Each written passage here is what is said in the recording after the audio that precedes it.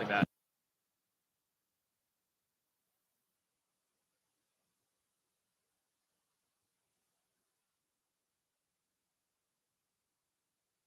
Testing, testing. Hello. There we go.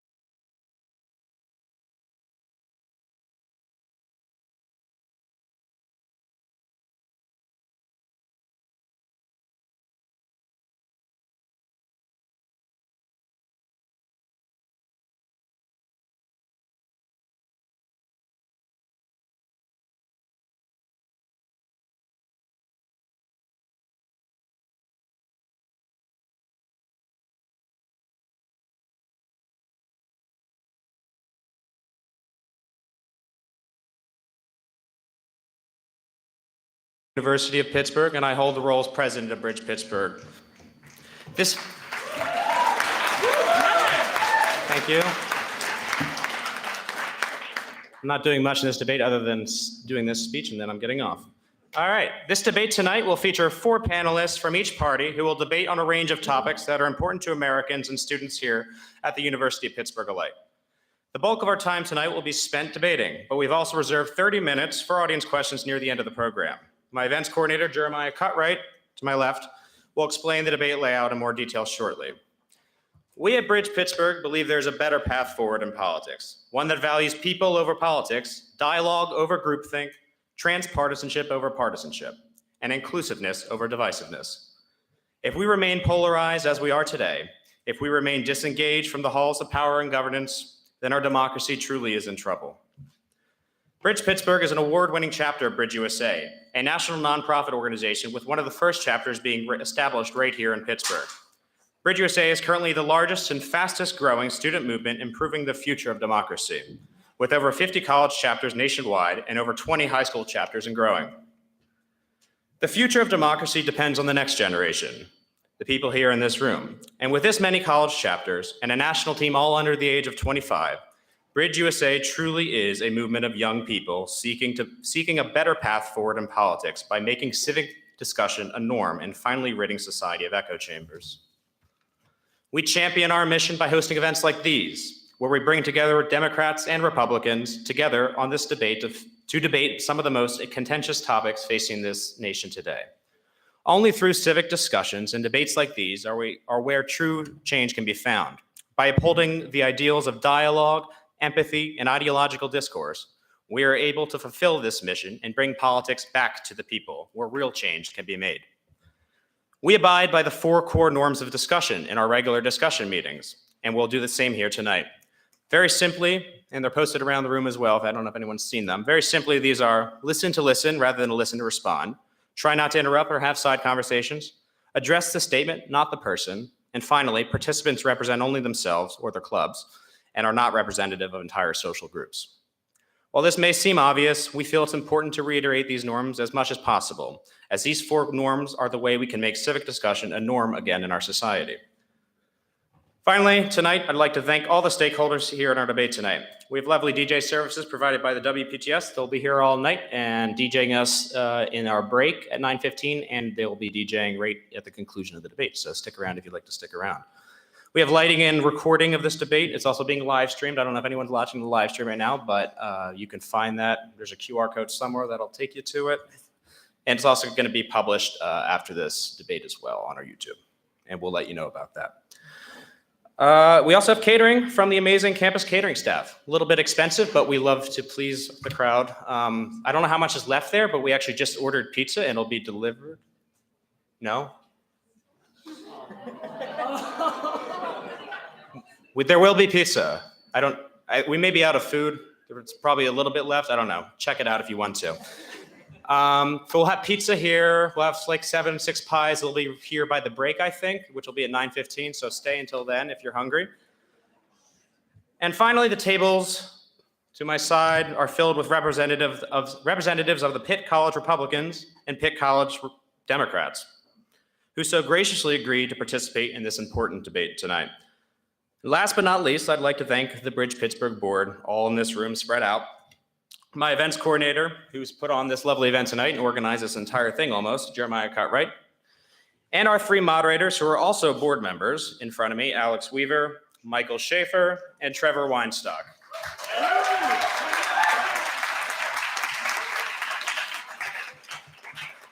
I'm very glad they're moderating because I don't think I had it in me, so thank you guys.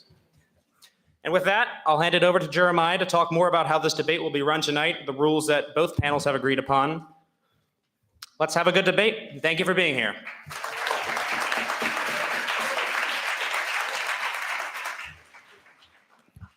All right, thanks, Jack. So I'm just gonna quickly go over the layout and the flow and the ground rules of the debate, and then we're pretty much ready to get started. So each question is gonna entail 15 minutes worth of conversation, and then we'll move on to the next one. There's gonna be multiple parts of the questions. Each side will get to do an opening statement, and then we'll do the questions back and forth. and then they will get to do their closing statements, and then we will move on to the next major question. There should be 6 questions overall, and then we have half an hour at the end, starting around 10 for audience questions. So stay tuned for that. If you want a card to write your question down on, we have some around and at the greeting table outside. As you heard from Jack, BridgePittsburgh is a nonpartisan political club, and we're hoping to foster constructive conversations. In that spirit, we have 3 moderators, one left-leaning, one right-leaning, and one centrist. And this is just to minimize bias from ourselves and just to make sure that everyone could come together here to agree and have a constructive dialogue. All the panelists have signed a contract agreeing to the rules of the debate and the bridge norms of discussion. Again, you can see those kind of posted around the room or in these columns here. And basically, we just want them to not interrupt each other, be respectful, be professional, and generally, we're all going to engage in this debate in good faith. I think that's a really important point here.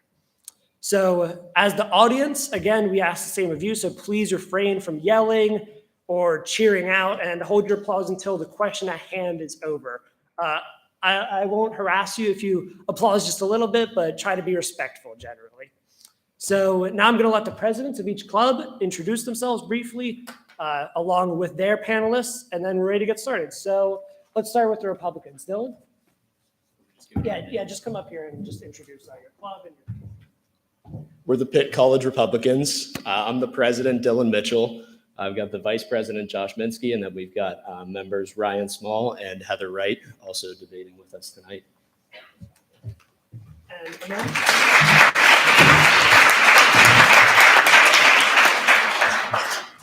Hi, my name is Amanda. I'm the president of Pitt College STEMS. Fellow debaters, we have Henry Cohen, our freshman rep. We have Thomas Ross, fellow board member. Then we have George Begler, another club member. So.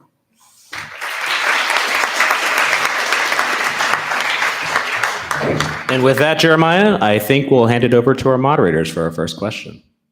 All right.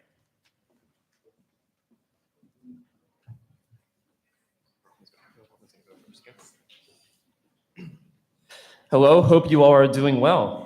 Tonight, we will be covering 6 total topics, the first of those being the Second Amendment. Pitt Republicans will be speaking first. Our first question of the night will be, the Second Amendment reads as a well-regulated militia being necessary to the security of a free state, the right of the people to keep and bear arms shall not be infringed. What is the role of the Second Amendment in the modern era? Republicans, you have 2 minutes to make your opening statement. Thank you. I believe that the role of the Second Amendment in the modern era is the same that it has been in every era since its inception at the founding of our Constitution and the founding of this nation. They meant it to be a protection to ensure that the people, every individual person in this country, has the right to defend themselves, their homes, their families against those who would mean to do them harm and against government tyranny. To be clear, against both those who would do them harm and government tyranny. It is not to form a militia, a National Guard. It is the express purpose of the individual right to self-protection, which precedes all other rights in the Bill of Rights, because without the right to self-protection from government tyranny and from those who would mean to do you harm, you cannot guarantee any of the other rights, the right to free speech or anything else. Now, those who want to restrict access to firearms often talk about the gun violence epidemic. Obviously, there are problems with violence in this country, and you could discuss broadly a range of factors that lead to that violence, mental illness, gangs, other issues, a broad range of problems. But the problem doesn't come down to firearms, because the very fact is, whenever you try to decrease the use of firearms, as they have in multiple countries, Britain and Australia, and they have in the past in this country, it does not lead to a decrease in violence. London in the United Kingdom has almost the same violence rate as New York City, but they do it with knives and acid. So the violence problem has to be cured from the source, not from getting rid of the object that they use, because that object is actually used 2 million times per year in this country in self-defense. Most of those times it only has to be brandished. It doesn't even have to be fired. If you remove that opportunity, the unarmed man is an easy target for everybody. It emboldens criminals when they know that people are unarmed. So in order to start restricting any aspect of the Second Amendment, restricting anything, any particular type of firearm, you're always going to get down into the nitty-gritty of why do you want to restrict just this one type of firearm until eventually they try to get rid of all semi-automatic firearms, get rid of our entire right to The self-protection, Republicans, your and time leave us is up. You may finish your unprotected. statement. I'm sorry? You may finish your statement if you have more to say. Oh, no, that was it. Perfect. Pitt Democrats, you have 2 minutes to make your opening statement.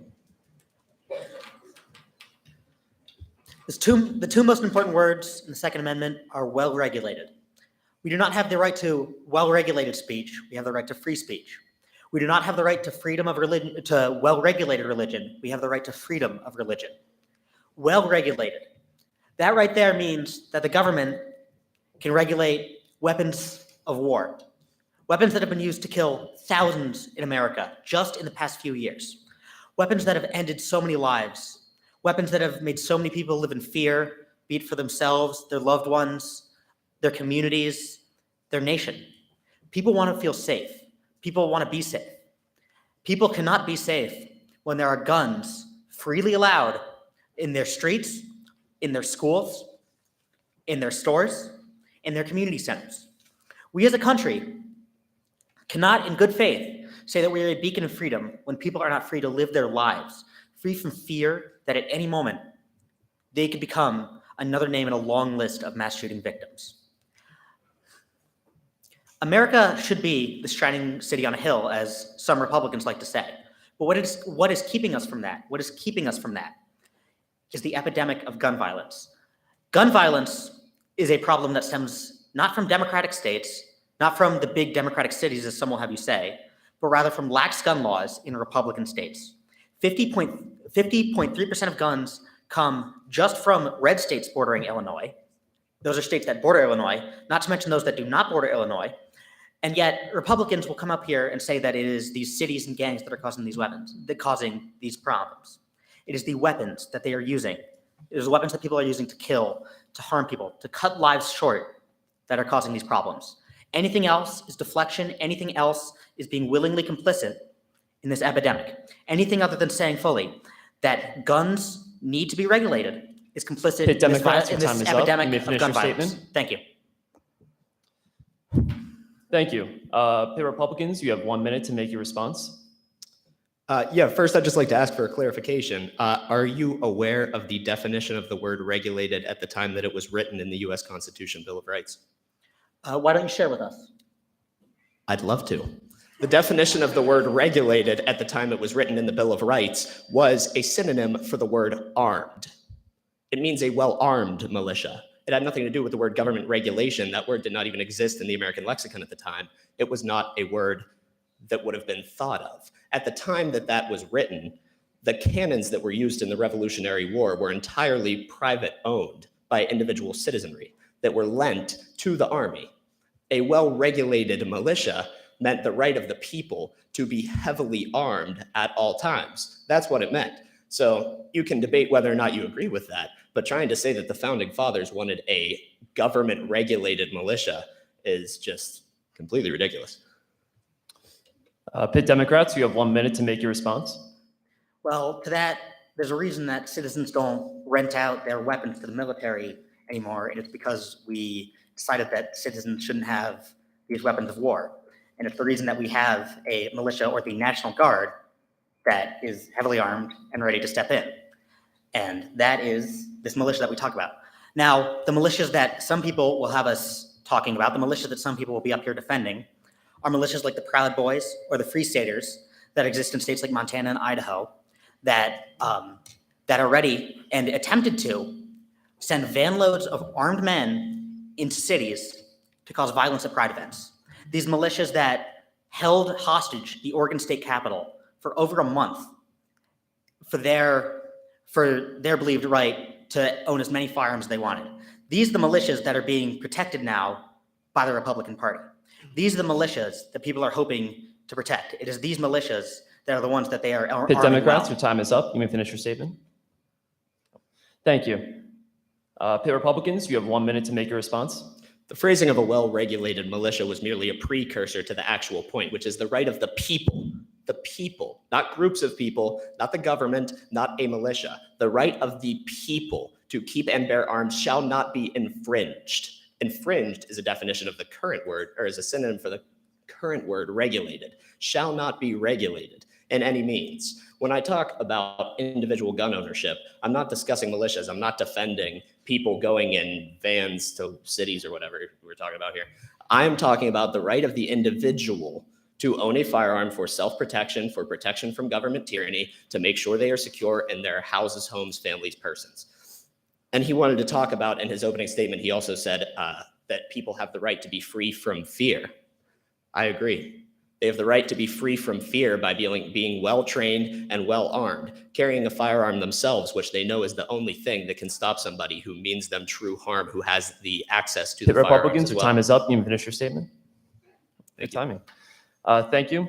Pitt Democrats, you have 1 minute to make your response. You may say that you are defending individual gun rights and not these militias, but by doing so, you are actively defending these militias that use their right to own as many violent weapons as they'd like to. And that's what they do.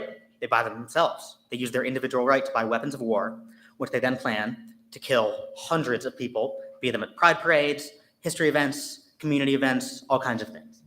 A few years ago, our community in Pittsburgh was rocked by the Tree of Life shooting. The shooter who perpetrated that incident was a believer in far-right conspiracy theories who used his individual right to own weapons to massacre dozens of people at the Tree of Life Synagogue. This is an event that caused untold harm to our community here in Pittsburgh, and this is an event that should not be forgotten. This is an event that should not be brushed under the rug because people want to own their guns. Nobody has said that people shouldn't be allowed to own guns. I've said that we should be allowed to regulate them, and we should. Nobody needs 500 guns capable of shooting 500 rounds of ammunition to go hunting or to defend their family. If you need that, you're a bad hunter and you can't defend your family. Nobody needs 500 rounds. Pitt Democrats, your time is up. You may finish your statement. Pitt Republicans, you have 1 minute to respond. First of all, if he's going to just bring up individual cases, I could bring up plenty of individual cases. There was a left-wing Bernie Sanders supporter who tried to assassinate multiple Republican politicians at a baseball practice, but I still believe in the right to individual firearms. There's plenty of people who say things I disagree with, but I still believe in the right to free speech. Bringing up individual bad cases does not say anything about the overarching role. And plenty of Democratic cities are the places where most gun violence occurs. So he's trying to paint that only Republicans have gun violence. I don't understand that point at all. What we're talking about here is the concept of gun violence entirely. And if you know of a weapon, a regularly available firearm that holds 500 rounds, I'd be very interested to know what that is, because if you know anything about guns, that isn't a real thing. Nobody's carrying around belt-fed machine guns. To get a fully automatic firearm at all in this country, it takes about 2 years of background checks. You have to become federally licensed. So the firearms that you're actually discussing that you want to take out of people's hands are regular semi-automatic handguns. Thank you. Pitt Democrats, you have 1 minute to respond. First of all, it is people who are buying 500 rounds of ammunition that I was referring to, and I think that you knew that. But as well, I want to talk about this idea of Democrat cities being the ones that are unsafe. Jacksonville, Florida is the largest Republican-run city in the United States of America. Jacksonville, Florida has a higher murder rate per capita than New York City. I will repeat that again. Jacksonville, Florida, the largest Republican-run city in the country, has a higher murder rate than New York City. It is not these Democrat cities that are causing the problem. It is specifically lax gun laws. And if we want to get up here and talk about statistics, then let's talk about statistics. The states with the most gun deaths per 100,000 people are Louisiana and Mississippi. Louisiana and Mississippi, two of the most Republican states in the nation. Louisiana and Mississippi. It is not Illinois. It is not New York. It is Louisiana and Mississippi, the most gun deaths per capita. And if you want to talk about statistics more, let's talk about statistics more. 492 accidental gun deaths happen per year. 492 accidental gun deaths happen per year. The Democrats, your time is up. You can finish your statement. Perfect. The Republicans, you have 1 minute to make your response. It's a pretty small number of accidental gun deaths when you account for the 2 million people that protected their own lives and the lives of their families with guns every single year in this country. And you want to talk about Louisiana being the problem. How about the fact that all of those gun deaths come from the very democratically run city of New Orleans? If you want to talk about Jacksonville, way to cherry pick one Republican city. But how about Chicago, Detroit, Baltimore, St. Louis, Los Angeles, San Francisco, New York City, and I could name plenty of others. But you want to pick out Jacksonville, Florida for some reason. That's just one city in a sea of problems. And yeah, Jacksonville, Florida's got plenty of problems, but that's not the issue at hand. The issue at hand is whether we should be allowed to defend ourselves when somebody comes knocking at our door. Look, we have 415 million guns in this country. That's more guns than we have people. There's a gun behind every blade of grass in this country. You are not going to get rid of them. So if you want to get rid of all guns, that's just a crazy, outlandish idea because it is never going to happen. It's not realistic. So the bad people are always going to be able to get their hands on a firearm. That's just fact. So good people should have them to be able The to. Republicans, your time is up. I mentioned this, and I think that you knew that I mentioned it as well. Two things, actually. Number one, that Jacksonville has a higher murder rate per capita than New York City, which you named specifically. I also named 8 others. Again, which I named specifically. Please do not interrupt the other speaker. Please let me finish. As I mentioned specifically, New York City, as well as I mentioned specifically, we're not saying to take away all guns. We're saying to make sure that nobody can run wild with them, as has happened in the past. In my senior year in high school, our school was locked down for a shooting. I had to look my friends in the eye and tell them what was going on. And I had to tell people that they might not make it home tonight, that they might not make it back to their families tonight, because we want to let guns run rampant in our cities. We want to let guns run rampant in our country. I had to look people in the eye and tell them that they had to text their family and make sure that they were okay and to stay in touch with them because we were locked down for a shooting. It was one of the hardest things that I've ever had to do. And after I finished driving people home, making sure that people were home safe, I sat in my car and cried because I couldn't believe that is what we'd been reduced to. We've been reduced to letting students be forced to fend for each other rather than taking away guns. The Rather than Democrats, letting your time is people up. You can finish your live in statement. safety, we let people play with their guns. It's unacceptable. Thank you. Pitt Republicans, you make your final 1-minute statement Final statement. for this topic. Okay. Yes. My condolences for that experience. That sounds awful, but the fact remains that it's a violence epidemic. That could have been a bomb threat. It could have been anything else. The gun isn't the problem. Guns in the hands of good people stop guns in the hands of bad people. As I said, which is not refuted, there's 415 million guns in this country. You can never get rid of all of them. There will always be a way for bad people to get their hands on firearms. Whether they 3D print them, they come across the open border, and plethora of ways. You're never going to get rid of all 415 million. So the bad people will always have the firearms. The only way to stop a bad person with a firearm is a good person with a firearm. And that is just the fact of the matter. So the fact remains, we have the right in this country to defend ourselves, our person, our family, our home from invasion against other people, against government tyranny, and to protect ourselves in every facet of the word. That's why the right of the people to keep and bear arms shall not be infringed. You want to cherry pick one city, let's talk about one city, but I'm talking about broad policy. The fact remains, we have the right to defend ourselves, and that is the only thing Republicans, that your time is protects up. all You can finish of your our statement. other fundamental rights. Thank you. The Democrats, you have 1 minute to make your final statement. You're right. It could have been a bomb threat or anything else, but it wasn't. It was a shooting. It was a Okay. shooting. It could have been anything. You were right, but it was not. It was a shooting. Right. Let's talk about policy in this country. Let's talk about the fact that, as I mentioned before, and as my opponent did not refute, Louisiana and Mississippi have the highest gun deaths per 100,000 people. And if you want to say they come from New Orleans, the big, scary Democrat city, I'll tell you Where they come what, from. cities don't regulate guns. It is the states. It is the state of Louisiana. It is the Republican-run state of Louisiana. And if I could ask you, please stop interrupting me, if I could ask you to let me make my point on behalf of people who are harmed by gun violence every single day, on behalf of people whose lives have been cut short, whose family members have had their lives cut short every single day, I would ask you to show a little bit more respect to these people. Because instead of sitting up here arguing about definitions and talking into your microphone when people are making points, you could actually stand up here and advocate to make a difference. You could stand up here and advocate to make sure that we regulate weapons, to make sure that people can feel safe in this country. The very promise of this Democrats, your country time is up. You life, can finish your liberty, and the statement. pursuit of happiness. We are keeping people from being able to have that. We are keeping people from their right to life, from their right to enjoy life unencumbered by firearms. Thank you. Thank you.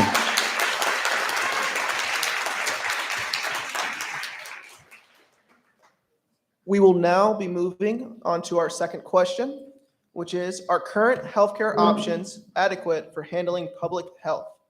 Pitt Democrats, you have 2 minutes to make your opening statements.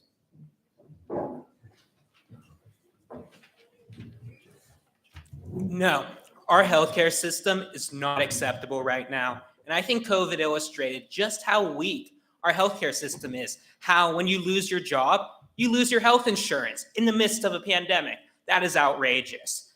The United States spends the highest percentage of its GDP on healthcare compared to any large wealthy nation, yet we have the worst health outcomes. We spend the highest percentage of our GDP out of any country on healthcare, yet compared to any large, wealthy nation, we have the worst health outcomes. How does that make sense? How is that moral? That is unacceptable. Well, there's a reason why that is because big pharma and major health insurance companies take advantage of people. They gouge them and they deny them the treatment they need. That is unacceptable, and that is not freedom. Is it freedom for a single mother to have to decide between feeding her child or taking her child to the doctor? That is not freedom. That is not giving them the right to the pursuit of happiness.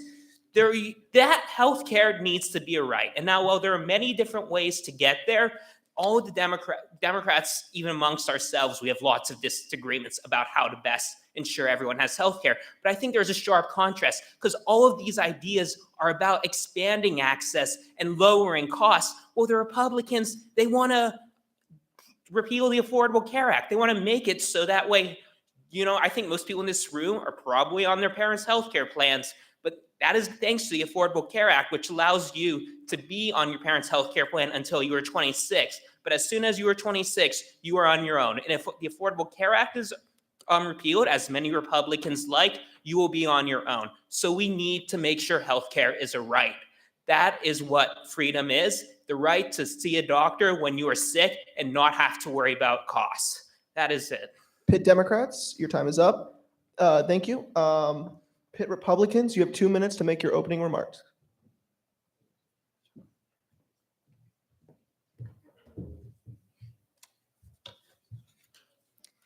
I have to agree. America's healthcare system is great, though, when it comes to actually treating patients. But yet, when it comes to the cost of the care, our downfall is actually government involvement. The system is adequate, but could be improved by removing that third party. Now, this is due to the fact that nobody spends your own money as frugally as they spend their own. When adding a third party to the equation, consumers are not given the option to choose what program would be best for them and their families while also being cost efficient. With the enactment of employer tax exemptions in Medicare and Medicaid, the cost of healthcare skyrocketed by 60%. With government involvement, the dynamic between patient and caregiver has been changed. The caregiver has become an employee of the government rather than the patient who is the receiver of that said treatment. Another problem manufactured by the government is the rising burdens on the ERs. While working in the top trauma emergency room in PA, I've seen everything from missing body parts to hangnails. Emergency rooms are no longer places strictly for emergencies, with laws in place such as EMTALA. This prohibits ERs from turning people away who do not need medical attention, nor when the problem is as minute as a cough. Healthcare workers cannot suggest the idea of going to other facilities such as a PCP, MedExpress, or even free clinics, even if it would be beneficial to the patient's health and their wallets. This drives up wait room times, employee burnout, and unnecessary lives lost due to beds being taken up by patients that do not need them. If we keep moving towards a socialized system, people will be left waiting months for necessary treatment and unfortunately left to die without help from the medical field thanks to our government.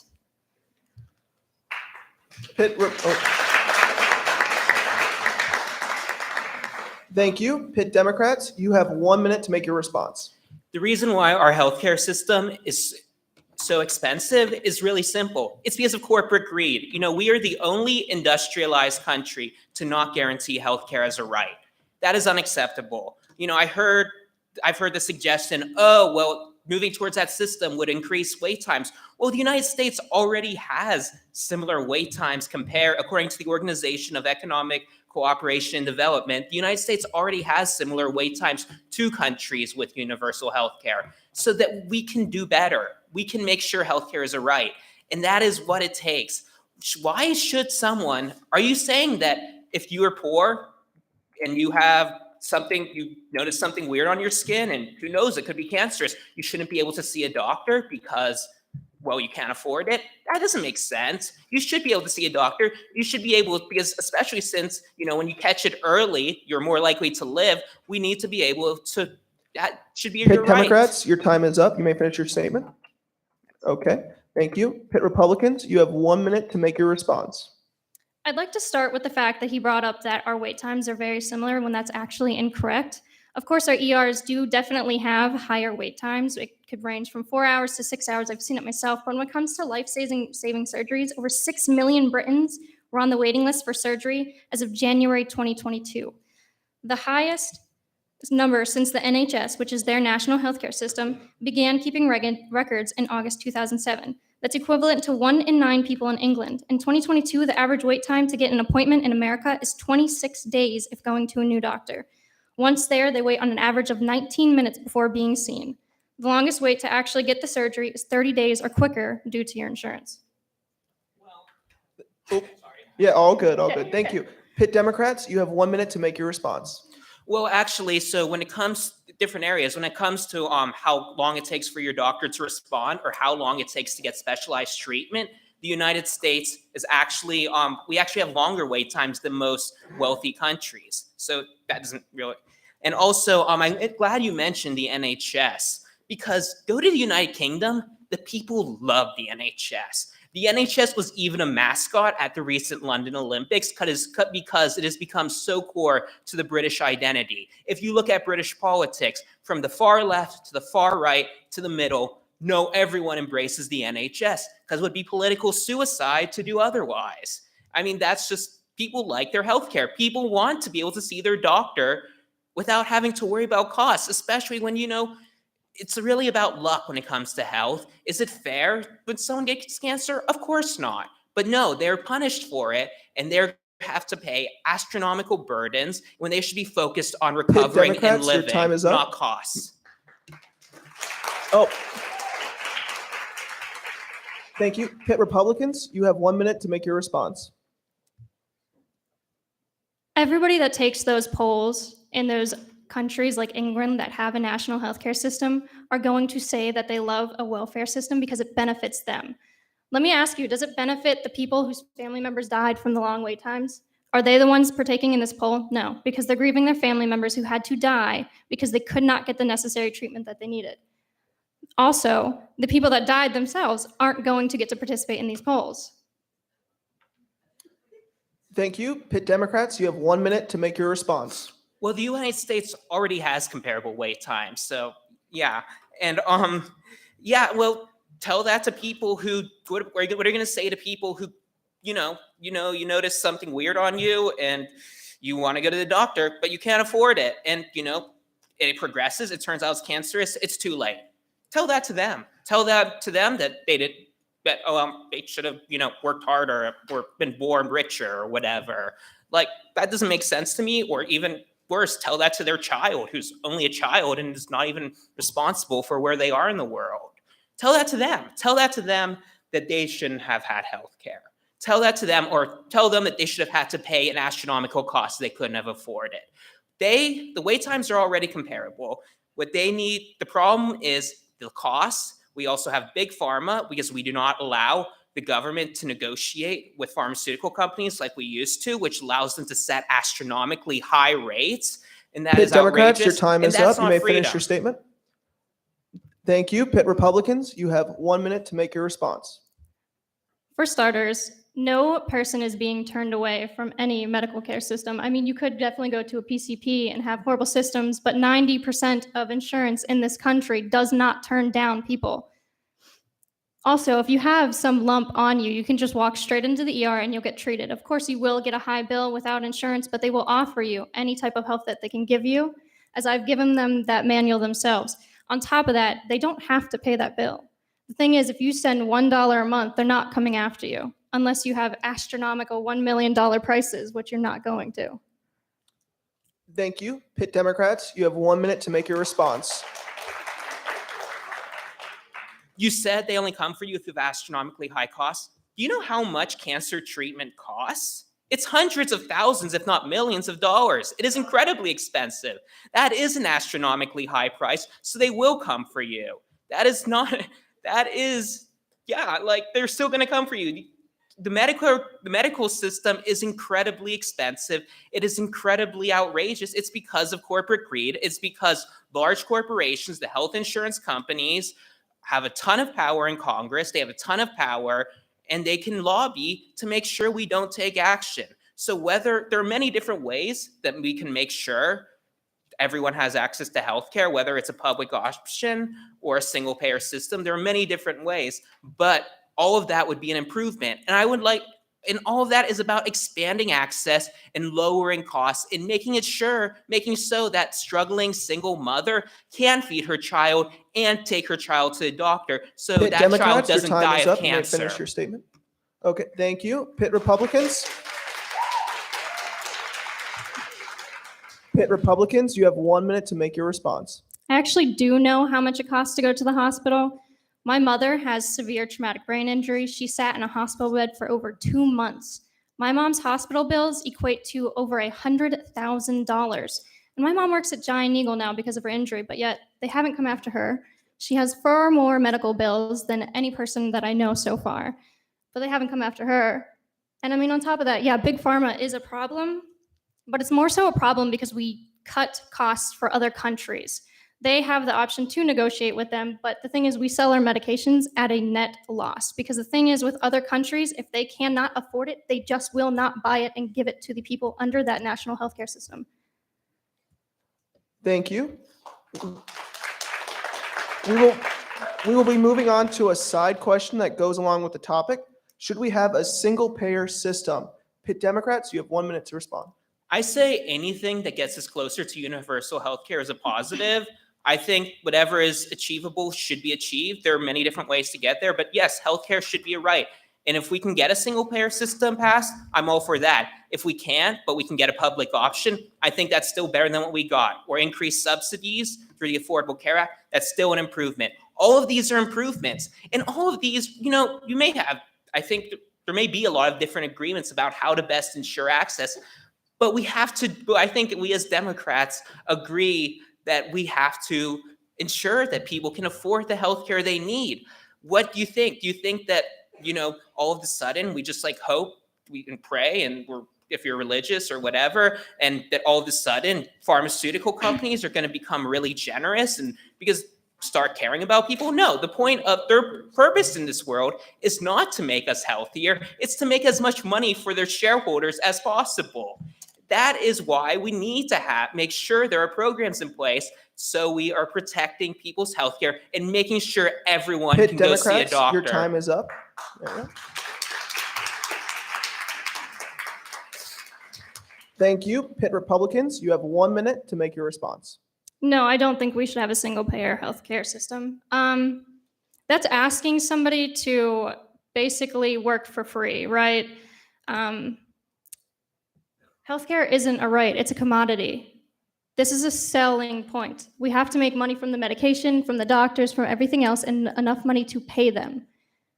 In our country, we get the best doctors, we get the highest paying doctors, but if you take away the insurance companies that we have now, you're then asking them to work basically almost for free. If you look at other countries that have a single payer healthcare system, their doctors are paid like $80,000, and that increases labor costs and labor shortages. Thank you. Pitt Democrats, you have 1 minute to make your response. We can pay for it. Do you know how much Amazon paid in taxes last year? $0. The largest corporation in the world paid $0 in taxes.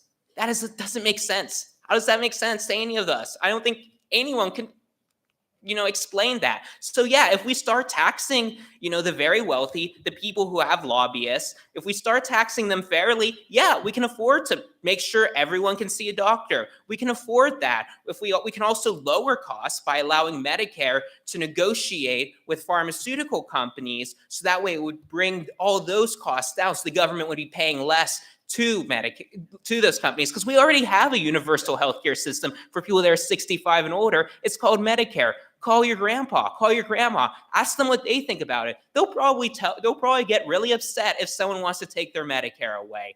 I was just talking to Amanda. She was telling me that her father had cancer and they were only able to get Pitt treatment Democrats, because of your a time is separate up. organization You may finish your that was statement. generous enough to help them, not because of any of the policies in place. That is unacceptable. Thank God there was something, but we need to do more. We can't just rely on the Okay. generosity of random individuals. Okay. Thank you. Pitt Republicans, you have 1 minute to make your closing remark. You are asking for somebody to pay for your health care when you're asking for a single payer system and Medicare. And let me be honest, Medicare sucks. Medicare Part A does not cover anything. They then make you forcefully pay into it your whole life just for you to get Medicare Part A, which doesn't cover anything. Then you have to buy Medicare Part B, which then can get you your primary care physicians. Then you have to get C to get any medications, and then you have to get D to go visit other types of specialty doctors. You're asking the whole country to pay for somebody else's healthcare. How is that even fair to them? Why should I have to pay for your healthcare if I'm not the one who's sick? I'd rather pay for my own family member's healthcare than to pay for somebody else's. And I really doubt that Amazon paid $0 in corporations, and if they did, it has to do with the Democrat tax legislations put into place, not Republicans. Thank you. That is the end of our second question. We'll be moving into question 3. All right, so I'm sorry, we ran out of time. Sorry. There was an equal amount There was an equal amount of time on both sides. Okay, so question 3 is about abortion. Can we please keep it down? Guys, please quiet down so we can focus on the debate. Thank you. Okay, our third question is about abortion, and it simply reads, is abortion a human right? Our third question is abortion a human right? Republicans, you have 2 minutes to make your opening statement.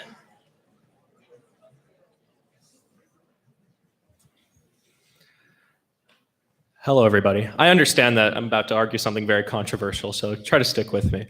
The idea of abortion is one that has generated a lot of controversy. However, today I will be focusing my argument on the fact that I'll be focusing my argument not around the desire to control women's bodies or my great hatred of feminism, as many on the other side have accused me of doing, but instead we'll focus on the fundamental piece of what allows the society to continue to function, the child.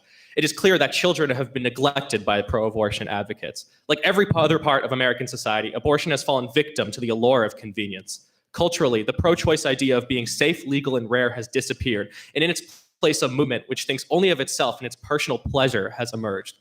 A movement which exalts abortion to the highest of statuses, in many cases a mark of femininity. A movement which believes abortion is an inseparable part of what it means to be a woman. This is untrue.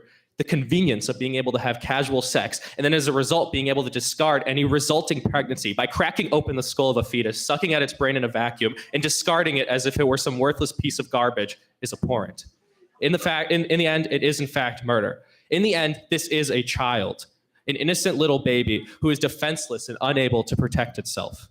As Americans, we give the government many roles in our lives. We allow the government and we allocate to them many responsibilities which it should not have. But in the end, the government has but one responsibility: to protect the lives of its children.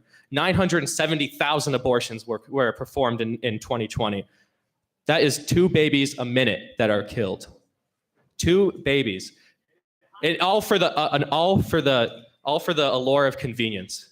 It makes no sense to me, and I want my opponent today to justify why, instead of increasing the funding for social services, for increasing the resources of the foster care system, why that is a worse alternative and a worse solution than instead of just having an abortion. Why is an abortion better than actually letting the child live?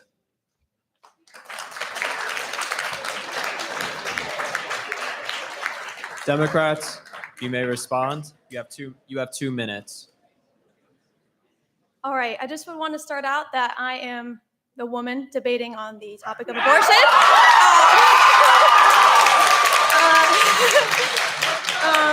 So abortion is a critical issue that affects millions of women worldwide, and denying them the right to make decisions about their own bodies is a clear violation of their fundamental human rights. First, let's establish what we mean by human rights. Human rights are universal and unalienable, and they are based on the fundamental principles of dignity, equality, and non-discrimination. They are essential to ensuring that every individual can live their life with freedom, respect, and autonomy. When it comes to abortion, women should have the right to choose whether or not to carry a pregnancy to term.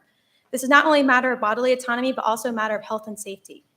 Pregnancy and childbirth can be dangerous, and denying the woman the right to terminate an unwanted pregnancy puts their lives and health at risk. Moreover, forcing women to give birth against their will violates their bodily integrity and can lead to lifelong physical and psychological harm, especially if the child is a product of rape or incest. It is also essential to note that denying women the right to choose whether or not to have an abortion is often rooted in sexism and misogyny. The burden of unwanted pregnancies falls disproportionately on women, and denying them the right to make decisions about their own bodies perpetuates gender inequality.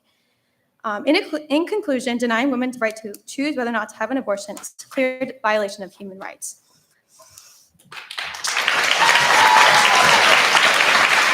Thank you.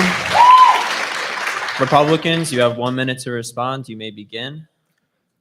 First of all, the idea that I have no right to speak on abortion simply because I'm a man is untrue. We legislate on many laws in this country, ranging from gun rights, ranging to murder, ranging to many other subjects. If you're not a murderer, what gives you the right to legislate on murder? What gives you the right to legislate on gun laws if you're not a gun owner? The fact is, I'm able to distinguish between what is right and wrong, and simply because I don't have a certain organ, that gives you the right to speak on something I don't.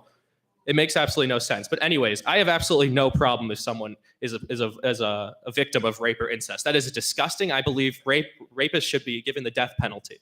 I have no problem. I have absolutely abortion.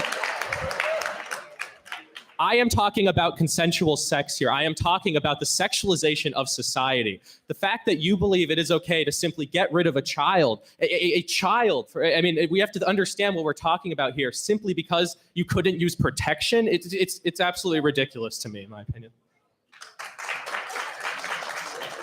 Thank you. Democrats, you may make your response. First of all, I'd like to say protection is not 100% bulletproof.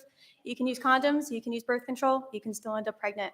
That is not the fault of the woman. It can happen. Second of all, I would like to point out what you said in your opening statement. You say children are being neglected. I would like to point out then why are children locked at the border? Why are foster care systems not being helped? Why are adoption systems not being helped? Why are children abused and their parents are not taken to jail? So there's that point. And what did you mean by casual sex? What your point in the opening statement? Let me respond. Consensual sex means you sleep with anyone around you. I It's know hookup that, culture. but can you? Control yourself. Please keep applause and side comments to a minimum, please. Thank you. Abortion, you are not the one carrying a baby to term. You are a man. Women, it is up to the women or the feminine transgender identifying individual. You is not a man's, you have no idea what it takes to carry a child to term. You have no idea the Please physical. finish your statement. I'm sorry. You're out of time. Please Oh, finish. I'm sorry. You're okay, yeah. I wasn't looking at the clock. You have no idea. Abortion is not something that can be taken lightly, and women don't do it easily. And it seems to me that you don't really understand that.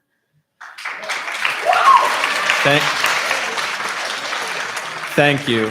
I would like to issue a reminder just to please keep it down a little bit so we can get on with the debate. Republicans, you may respond.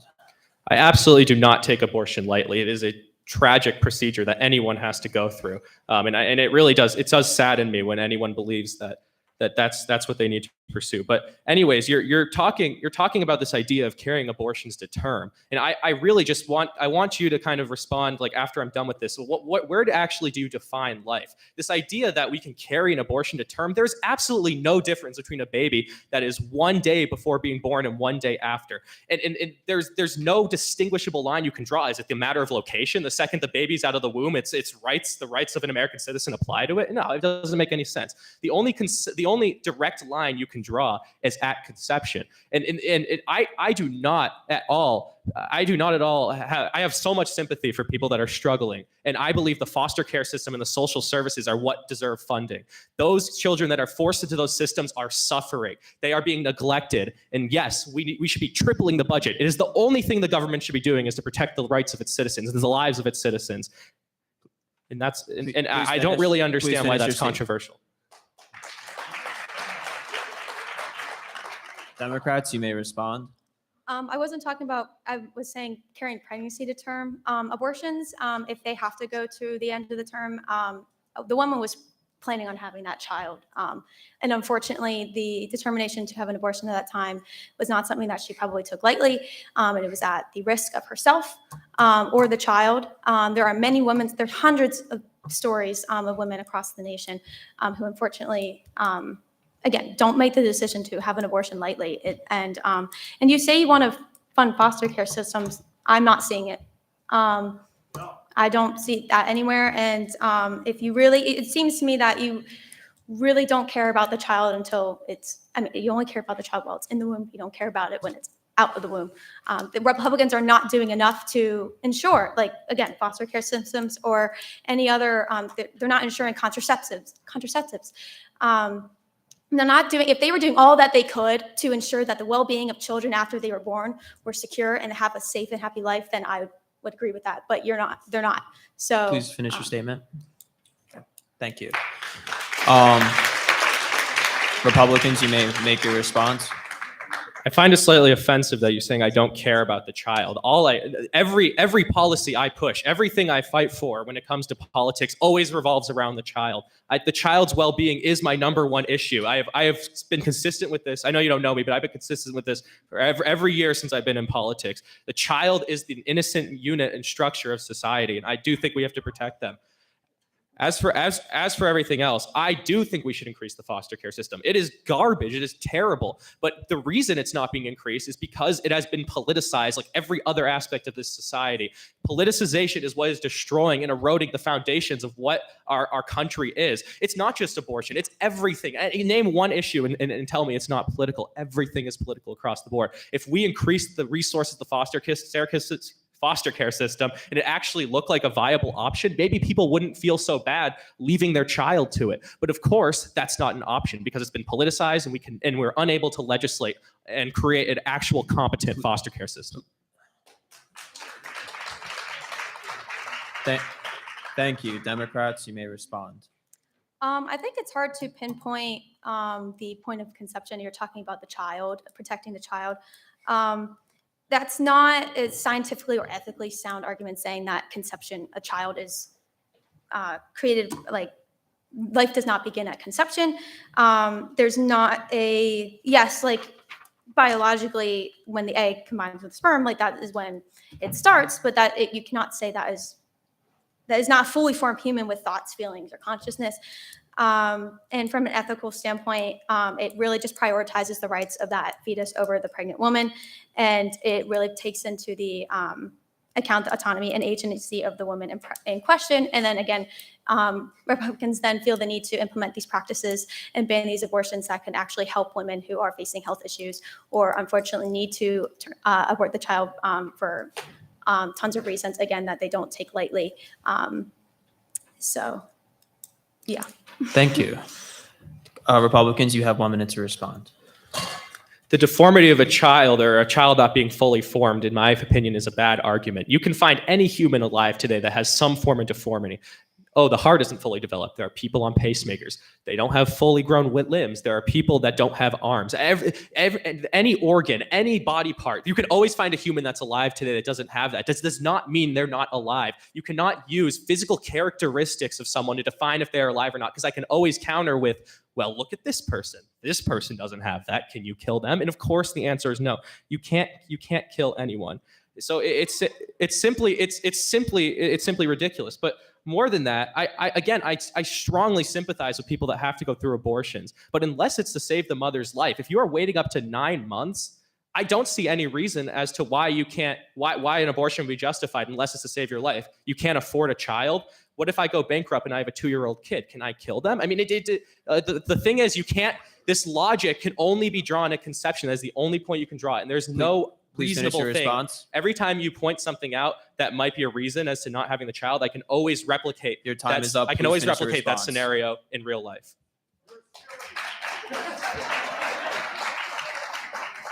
Democrats, you have 1 minute to respond.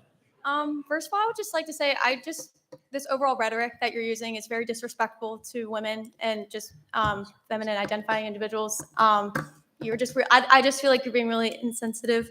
And I'm not, because I am not saying that women who get abortions, abortions at 9 months don't pretty much really exist. Again, if they do occur that late, like I said, they are last resort, only because they could not save the mother or the child.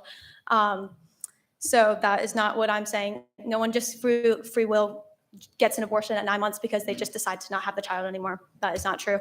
Yeah, no one just, I forget what my point was going to say, but yeah, I'm going to end it there. Thank you. We will now move into closing statements. You each have 1 minute to make your closing statement. Republicans, you may begin. I have no interest here in disrespecting your idea as a woman. I'm sorry if you feel disrespected by the idea of that I've insulted you or your body, but to be honest, it has nothing to do with the man or the woman here. I don't really, in the end, I'm caring about the child. The point of abortion is to care about the child. And yes, if the mother's life is in danger, I have absolutely no issue with saving that mother's life. Life is the whole point of this entire debate here.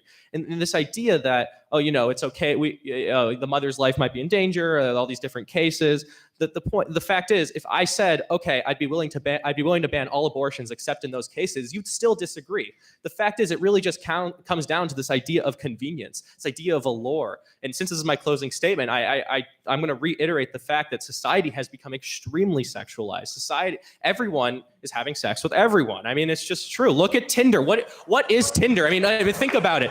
I'm sorry if there is a problem in society, and I'm simply saying it out loud. Thank you.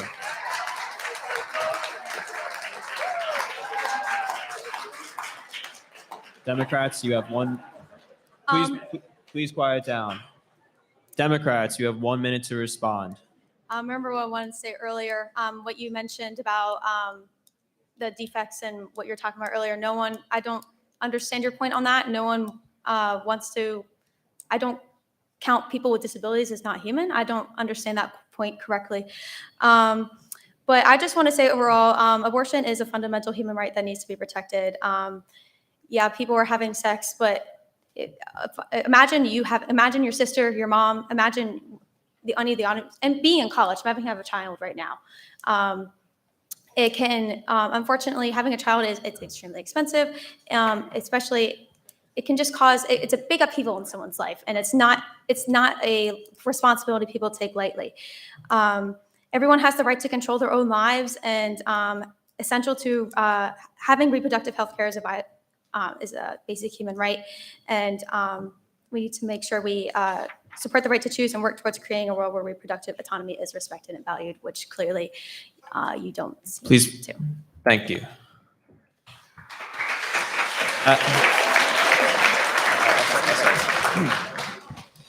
Thank you. We will now be moving on to our fourth question.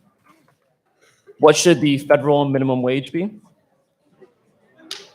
Who went first? Is it Republicans or Democrats now? Republicans for the last one. Back to that. Cool. We'll give him a second. Can I say something to the one guy? I just want to say sorry. Can I get up or no? To who? Wait, on upstage? Sorry to one person real quick. Or no? Okay.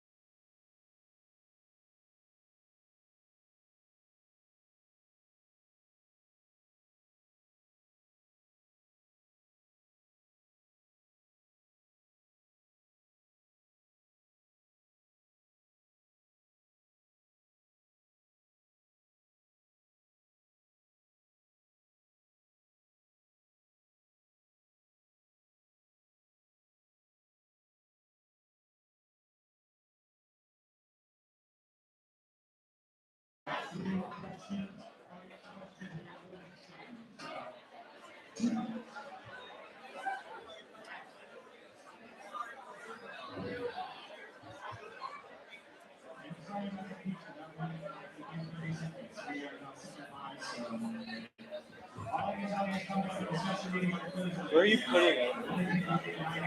Just putting it like left box. Oh, you guys are all. Do you think they want him like? With these mics, you kind of want to speak directly into them. Yeah. Okay.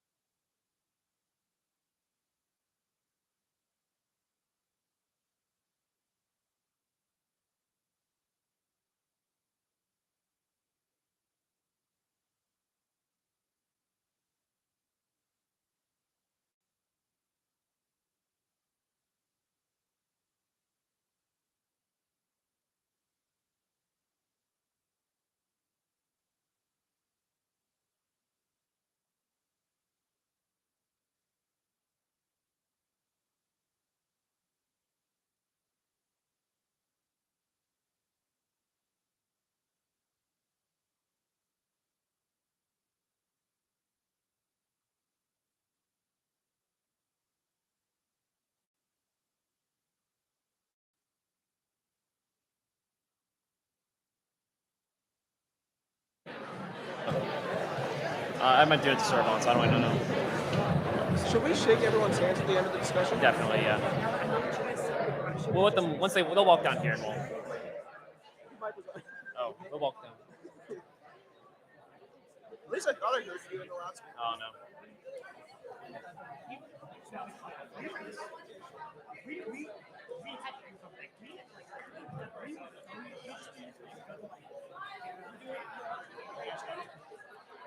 Yes. I'm gonna go to the bathroom.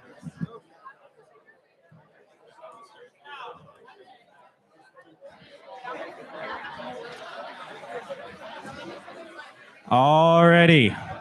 Let's get back to the debate. I will hand it over to the moderators. Our audio issues are resolved, hopefully. So let's get on to the rest of the debate. Moderators.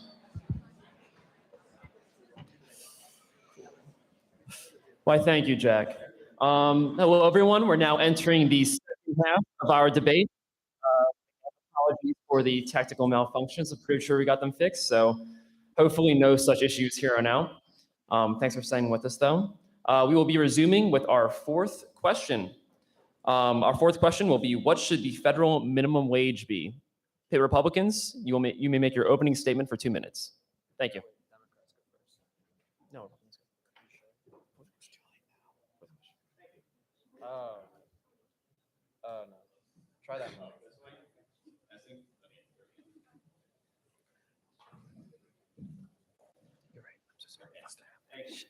So for minimum wage, I'm going to go ahead and assume right off the bat, since we spoke before that, they're arguing. And I'm going to argue that that's an absolutely ridiculous contention, and that raising the minimum wage to $15 an hour is significantly more harm than it could ever possibly do good. First of all, small businesses are the majority of businesses that are paying minimum wage, the vast majority. Small businesses operate off of razor-thin margins, especially in places like the food and service industry, which is where most minimum wage jobs are located. They operate on very small margins. The people who own them often work there themselves, and they only can profit from those small margins, so they cannot afford to raise their wages. That's why they pay minimum wage. If they could afford to pay more, they'd pay more. So you're going to, if you raise that minimum wage, what you're going to do is, first of all, you're going to kill most of those small businesses. Second of all, you're going to hurt the very people that you think you're going to help, because whenever you raise that wage, those low-income minimum wage workers are going to get their hours cut or they're going to get laid off. Many of them get laid off completely, and those that don't, their hours are slashed so bad that they're not actually making any more money and they can no longer find work because you've damaged the economy by killing all of those small businesses. And by killing the small businesses, you're allowing monopolies on the large businesses like Walmart and Amazon. When they're the only games left in town, they're the only places you can get your goods. Now they can jack up prices. Everywhere that minimum wage is increased, it's offset either by businesses closing, which means monopolies, which means prices raise, or they're offset by those small businesses trying to stay open by raising their prices. So at the end of the day, all you get is price raises. Now, price raises on goods that are produced by minimum wage workers affect those who consume goods produced by minimum wage workers, which just happens to be lower and middle income Americans and families more than anybody else. So who bears the burden of that cost increase is the low income and middle income families, specifically those who also may have been laid off or had their hours slashed because of the increase in minimum wage. So the people that you sought to help in the first place by raising the minimum wage are entirely offset, and they're actually incredibly harmed. Thank you. The Democrats, you have 2 minutes to make your opening response. Hello, folks. Before I begin, I just want to say thank you all for coming out, and I'd like to thank the Republicans for being here and Bridge for hosting. Look, I know we're here to debate and disagree, but I just want to start by saying something that I think we can all agree with. America should work for everyone.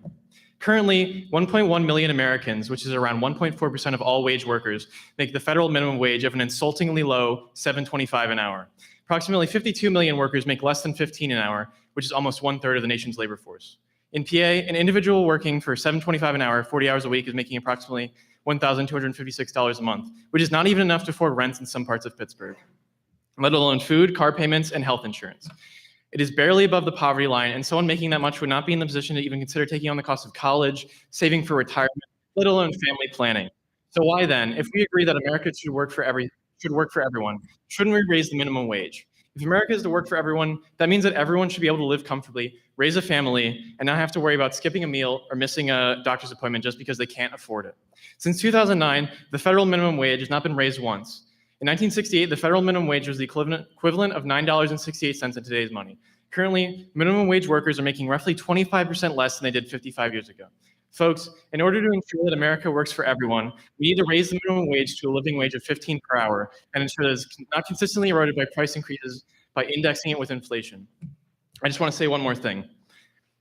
The Republicans have stood up here for the entire debate, and they've not been arguing for real solutions. They're the ones that talk about the sexualization of society. We're the ones who want to raise the pay. We're the ones who are talking about the real issues, and that's all.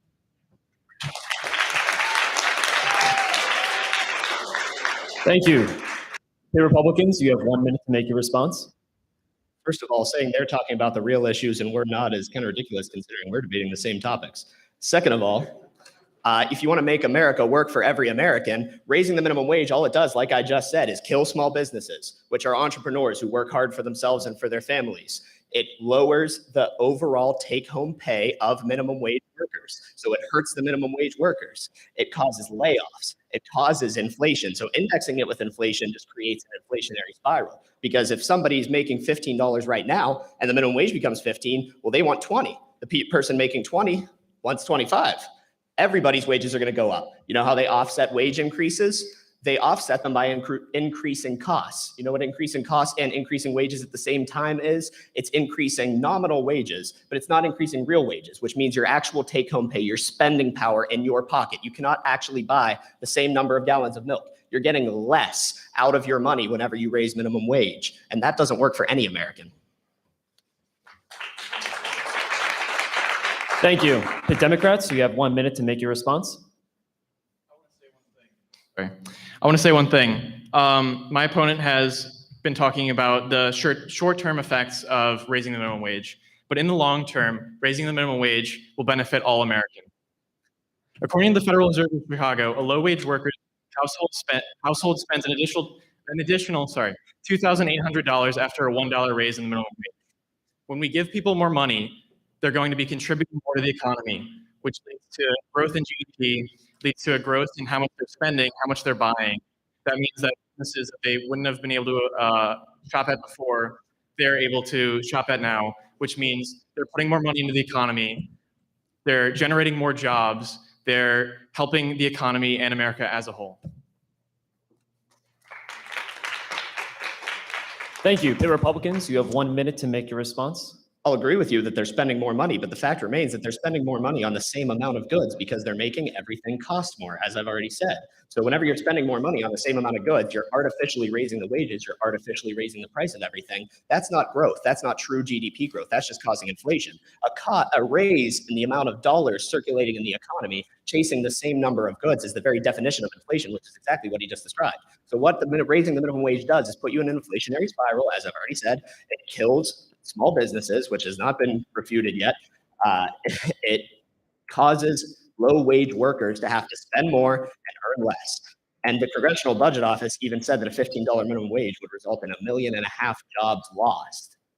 Take that in, 1.5 million jobs lost. That doesn't even account for the people who got their wages cut. That doesn't, or got their hours cut as a inflection of their wages being raised and still took home less pay, which is what happens every city that minimum wage has ever been raised. Thank you. Pitt Democrats, you have 1 minute to make your response. Listen, as long as we don't increase wages as inflation goes up, then the purchasing power of low-wage workers is increasingly reduced.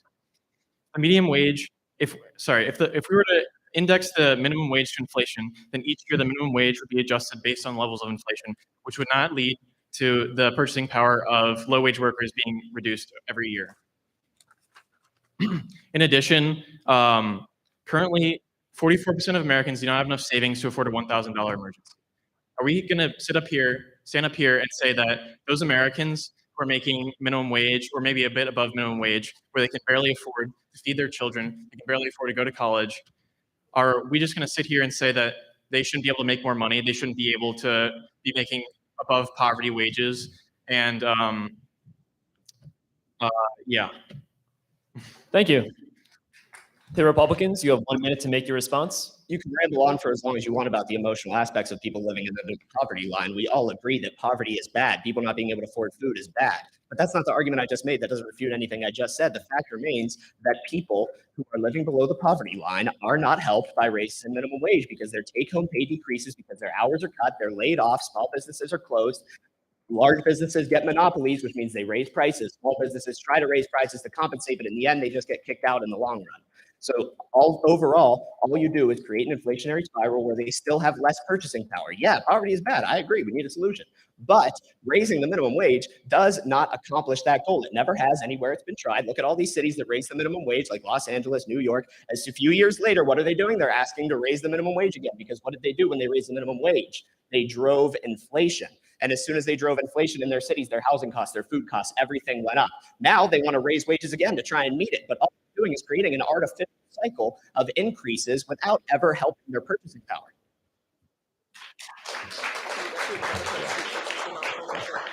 The Democrats, you may make your response. There are many factors that contribute to inflation. Are you saying then that just because inflation is rising, are we just not supposed to help workers? Are we just not supposed to raise their wages as inflation? If inflation keeps up, the spending power that minimum wage workers have is going to increasingly get slashed in half. If we don't raise their wages, they're not going to be able to continue to afford goods that they would have been able to afford originally. They're not going to be able to afford food, healthcare. They're not going to be able to contribute to the economy. If we're able to raise the wages of minimum wage workers, it's going to contribute to more growth in the economy. It's going to lead to better outcomes for Americans. It's going to lead to better outcomes for those impoverished right now. It's going to be better for the economy as a whole. Thank you. We have another question to ask the debaters. Should the states have full control over the minimum wage, or should it be up to the federal government? Very briefly, I'll respond to that last point. Again, you can keep listing all the things that poor people can't afford. Obviously, that's bad. But raising their wages, as you just keep repeating, we need to raise their wages, their take-home pay decreases when you raise their wages. Their overall pay decreases. Their hours get cut, they get laid off, and inflation causes them to have less money. That fact is just that's a fact. It's happened everywhere it's been done. The conceptual economics is there. And at the end of the day, as the economist Thomas Sowell once said, the real minimum wage is $0 because they can always say there's the door and fire them. So as for whether or not the federal government should respond to minimum wage, that's obviously ridiculous contention. The average wage in Mississippi is $23 an hour. The average wage in Washington, D.C. is $50 an hour. Obviously, we have a very diverse number of economies in different states. Each state is better suited to monitor their own economies and to understand what's happening in their own economies. Some out-of-touch people in the Washington, D.C., or in another state shouldn't be Your time is up. You may legislating finish your what statement. people in Mississippi who are at a $23 average wage should be having their minimum wage set at. Thank you. Pitt Democrats, you may now make your 1 minute response. One issue with not raising the federal minimum wage or even getting rid of the federal minimum wage altogether and just giving it up to the states is that Republicans will, in states like Louisiana or Mississippi, they'll get rid of the minimum wage or they'll lower it substantially. People who are living in those states, they're not going to be able to afford as much goods because they're working for less money. Let's talk about DC for a second, which you brought up. So in DC, the minimum wage was raised, but prices stayed the same and jobs stayed the same. And so are you going to stand up here and tell me that if we raise the minimum wage across the country, that this is going to lead to the erosion of jobs and the increase of prices? As we've seen during the pandemic, inflation has reached high levels.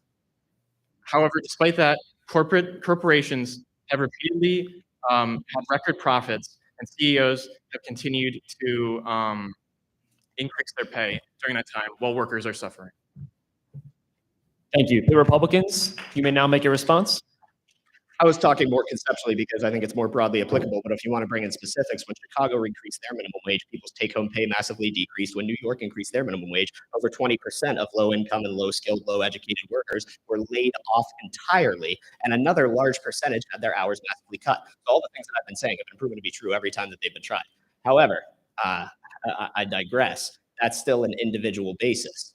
And the fact that remains that the federal government shouldn't be setting for everybody. And when there's so many diverse economies that have different needs, different aspects, just saying raise their wages and that it's harmful to lower the wages, to lower the minimum wage is absolutely ridiculous. Because again, he just said that if they lowered the minimum wage in Mississippi, or if they didn't raise the minimum wage in Mississippi, that it's going to be harmful to them. But I've already said when you raise the minimum wage, that's what's harmful. And that point still hasn't been refuted. So just repeating that raising the wage is harmful and they won't be able to afford food is an asinine point that's already been discussed. Thank you. The Democrats, you may make your final statement. Thank you. Once again, I just want to say thank you all for coming out and being here tonight, and thank you for the interesting conversation. Folks, I just want to say one last thing. For as long as we've been alive, we've been told that if we work hard enough, if we just put in enough effort, we'll be able to afford the American dream. That we'll be able to live comfortably, to afford a home, to retire on time, save up enough money to give our children a head start. But how can anyone afford the American dream on $7.25 now? Is it right that in America, a single mother can work 40, 50, or even 60 hours a week and not be able to put food on the table for her children? If we live in a nation where that is acceptable, then the American dream is dead. If we live in a nation where a person has to work multiple jobs until the day they die, without even the prospect of retirement, then the American dream is dead. If we live in a nation where homeownership is a fantasy, then the American dream is dead. If we want America to work for everyone, then we need to raise the minimum wage so that everyone can afford to raise their children, so that everyone can afford a home, so that everyone can retire with dignity, so that everyone can afford the American dream.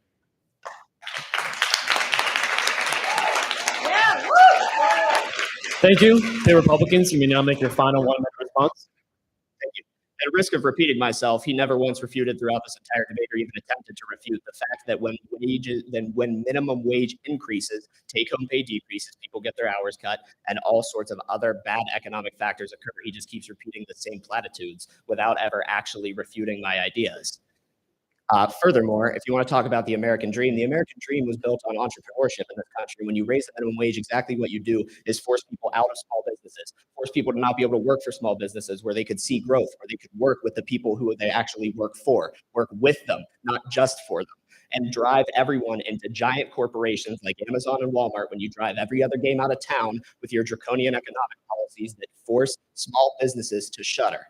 And that's exactly what's happened in all these big cities where the minimum wage has been raised. Every time it happens, people's take-home pay decreases, inflation occurs, small businesses are driven out of town, and everyone suffers. An America that works for everyone is an America of opportunity, not of Your time is up. You may platitudes. finish your statement. Thank you. Thank you. Thank you.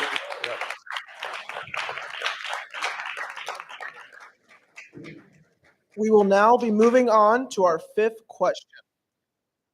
How should we address climate change? Pitt Democrats, Pitt Democrats, you have 2 minutes to make your opening statement.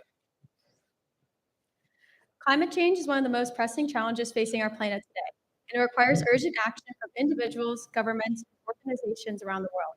To effectively address this global issue, we must recognize the urgency of the situation and take bold steps to reduce greenhouse gas emissions, increase sustainability, and promote environmental protection. We need to work collaboratively across borders and political divides to develop comprehensive solutions that will protect our planet and its inhabitants for generations to come. Addressing climate change requires a multifaceted approach that includes investing in renewable energy, promoting sustainable agriculture and land use practices, and incentivizing individuals and companies to adopt more environmentally friendly behaviors. By taking proactive and meaningful action now, we can mitigate the worst effects of climate change and build a more sustainable, equitable future for all. Thank you.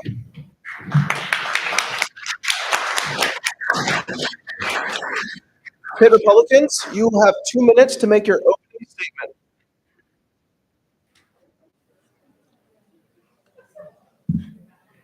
Climate change. Oh, shit.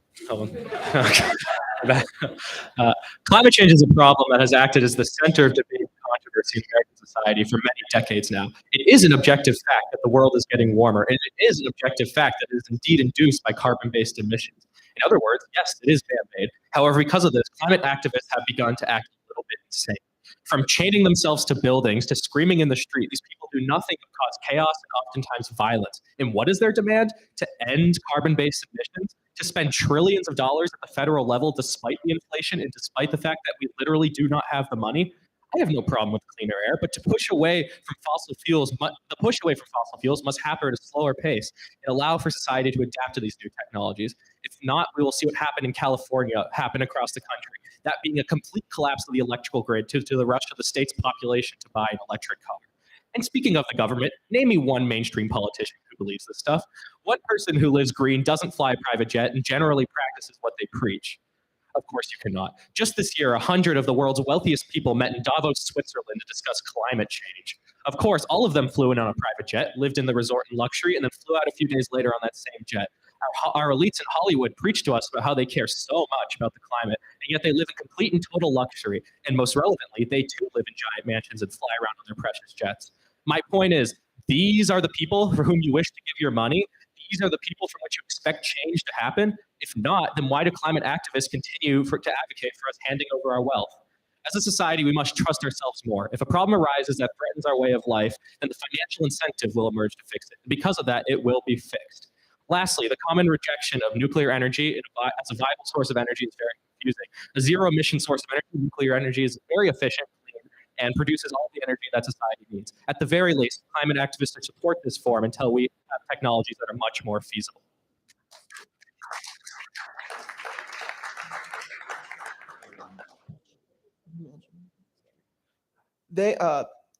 Thank you.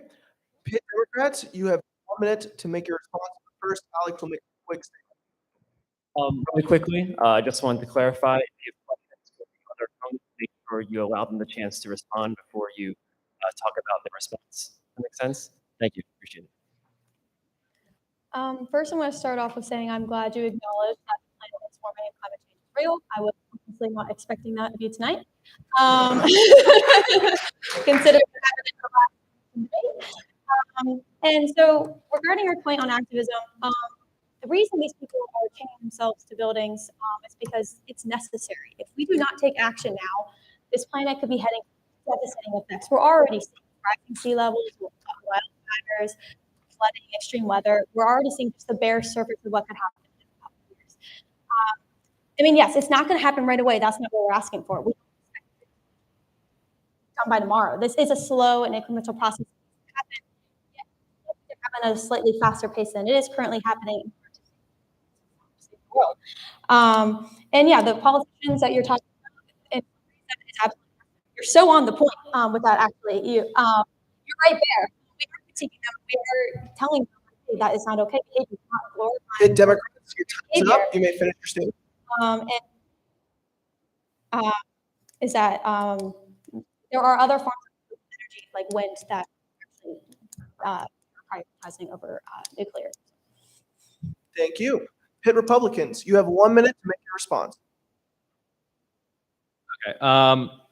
First of all, when someone chains themselves to the floor of the bank doesn't care. They call the cops. Whenever I see someone in the street protesting, I think it's annoying, and I wish there would be less traffic.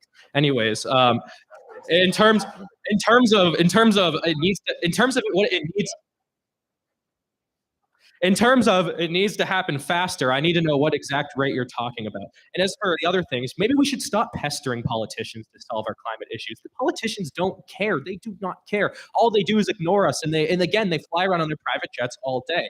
It doesn't make any sense at all. We should instead encourage innovation, and we should put forth the financial incentive to allow American people to innovate. Look at the COVID vaccine. It took only 6 months to make because there were billions of dollars on the line. Why don't we do that with climate change? Why instead do we need people like AOC to go and scream in DC about how she doesn't like climate change and then go home to her luxury apartment? It makes absolutely no sense. And yes, that's just a specific example. We do that with all politicians. Your time Lastly, is up. You may finish your statement. Lastly, what form of energy are you talking about? If you're going to reject nuclear, I'm going to need a viable alternative.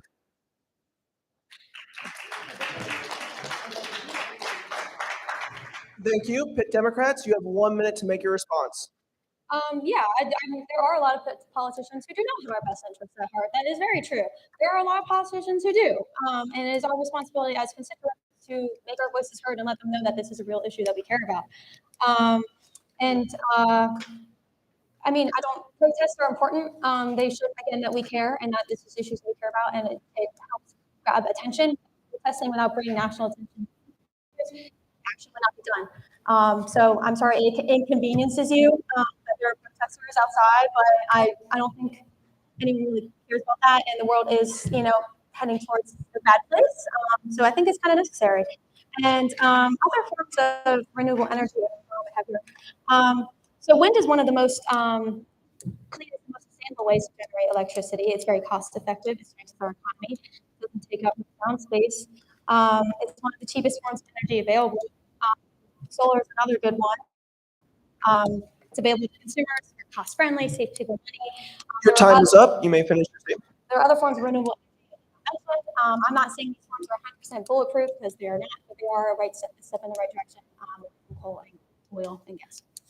Thank you. Pitt Republicans, you have 1 minute to make your response.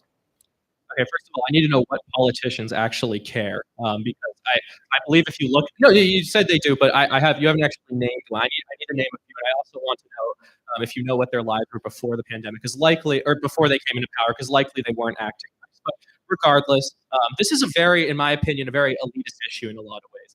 The main problem here is that people of low income, they don't have the ability to build all these fancy green technologies. The point I'm trying to make is that we need to let the time catch up. It's simply too expensive right now to force and cram these new innovations through. Let's take, for example, let's not even talk about the United States. Let's talk about poorer countries. Let's say in Africa or the Middle East. These people sometimes don't even have electricity. And if they do, they use coal.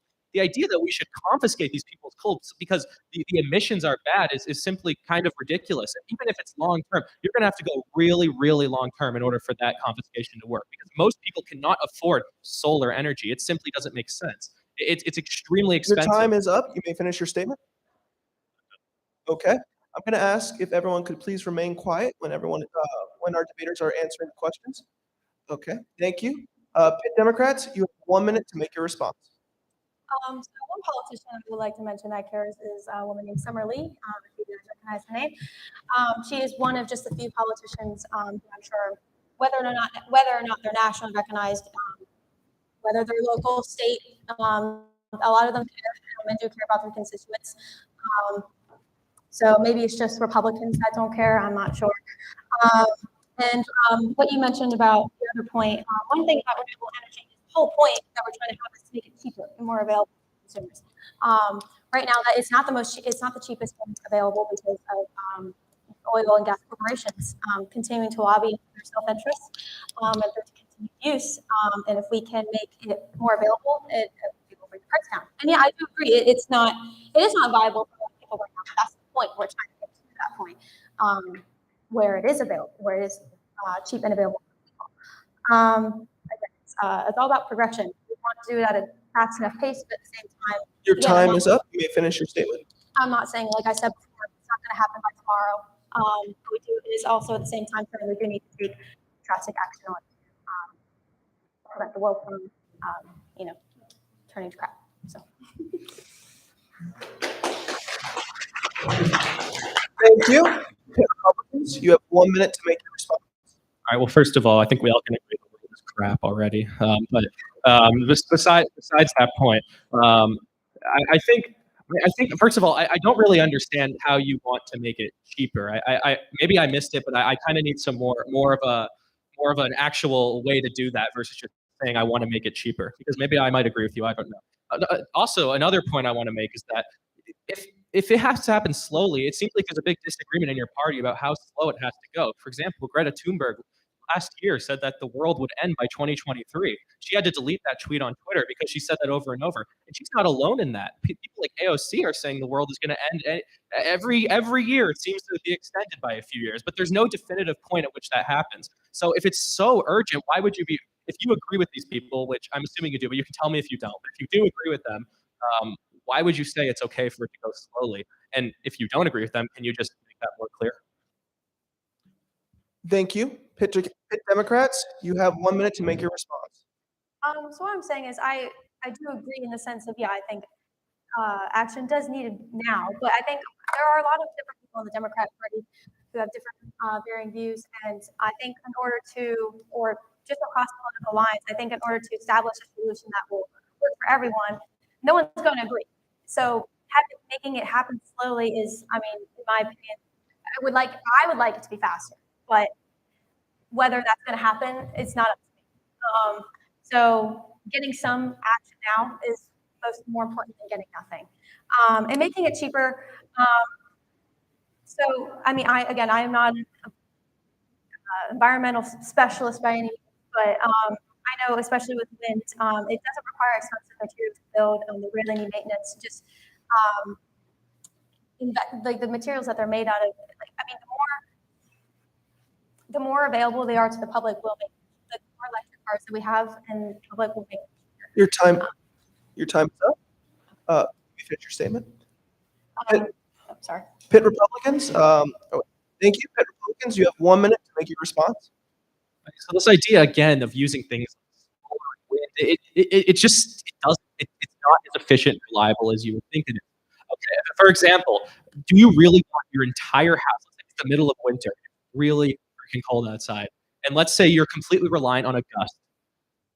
To me, that's extremely bad thing to be relying on. Like wind is not, you're completely relying on external factors you cannot control. Whereas burning fossil fuels does in the end provide that heat, provide that electricity. And I hate to say it, by relying on external factors, you're taking a very big gamble. And for people that, again, live in very cold climates like we do, I do not want to rely on that to see if I have my heat. Secondly, again, it is extremely important that we divert the attention from government spending and allow for more economic freedom regarding green energy and regarding new technologies being developed. We need to stop handing over the resources and our hope for climate change to happen from the government. It's simply not true, and it is extremely inefficient. And Time is up. You may finish your statement. The politicians have proven over and over again that they do not care. Why do you think you've been pestering them for decades? Nothing has changed. These people, they come into power, and 30 years later, they're old and fat, and they still have done nothing.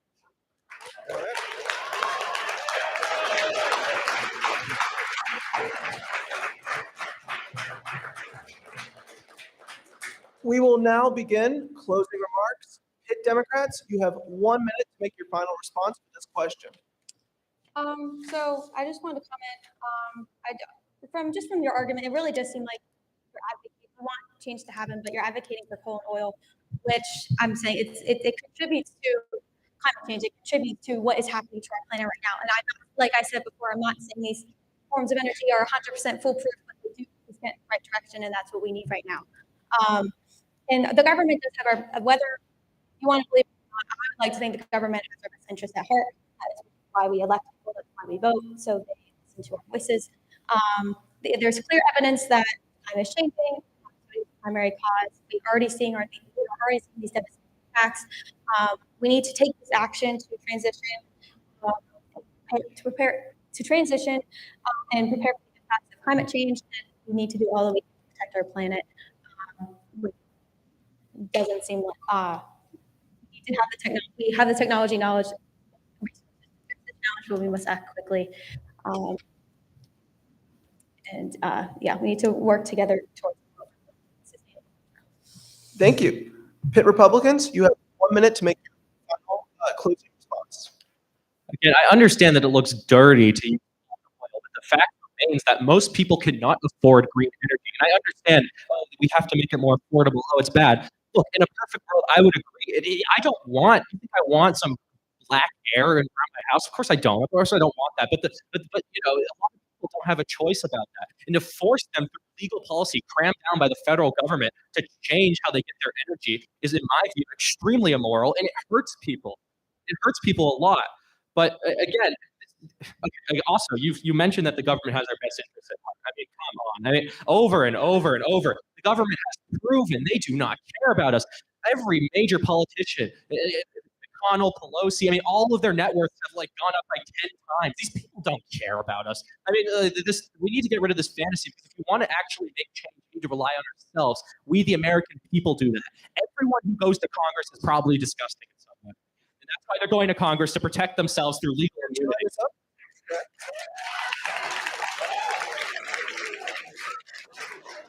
We will now be moving on to our final question.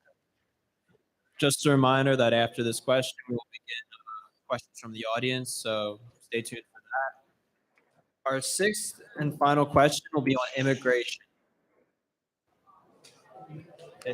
Guys, please keep side chatter down as we transition our questions. Thank you. The question for this topic is, what is the optimal level of immigration for the United States? Republican? It should be. Democrats, you may go first. You have 2 minutes to make your opening statements. You may begin. The optimal level of immigration for the United States is simple when we look at the facts. According to the Pew Research Center, 72% of Americans believe that taking in refugees escaping from violence and war, as well as granting undocumented children legal status, should be important goals for our immigration system. This is due to the overall benefits that immigrants provide by seeking refuge in the United States. The benefits of unskilled and skilled immigration have shown that immigration does not impact native wages or employment. Sorry. This is because of the $10 more budget, immigrants do not compete for the same jobs. Studies find that immigration has actually raised average wages of native-born workers during the last few decades. Now, when we discuss skilled workers who make the H-1B visa, still holds the same according to the American Immigration Council. This shows that, unlike what many Republicans believe, immigrants do not take jobs away from native-born workers. They actually help. They usually take the jobs that people wouldn't want. This is because they account for a huge portion of crucial sectors within our economy, such as farming, fishing, etc. The amount of immigrants who work shows that they are also not lazy individuals who just sit around all day and collect government checks. Next, a lot of Republicans believe that immigrants are criminals when that is simply not the case. In a study published by the U.S. Department of Justice, it was found that undocumented immigrants had lower rates of crime than native-born and documented immigrants to the United States. According to the Cato Institute, undocumented immigrants are 41% less likely to be incarcerated than native-born Americans, and documented immigrants are 74% less likely to be incarcerated than native-born Americans as well. This proves that immigrants are way less dangerous than native-born citizens. With all of this in mind, the optimal level of immigration should provide refuge to immigrants because it is what America needs and what the vast majority of citizens want.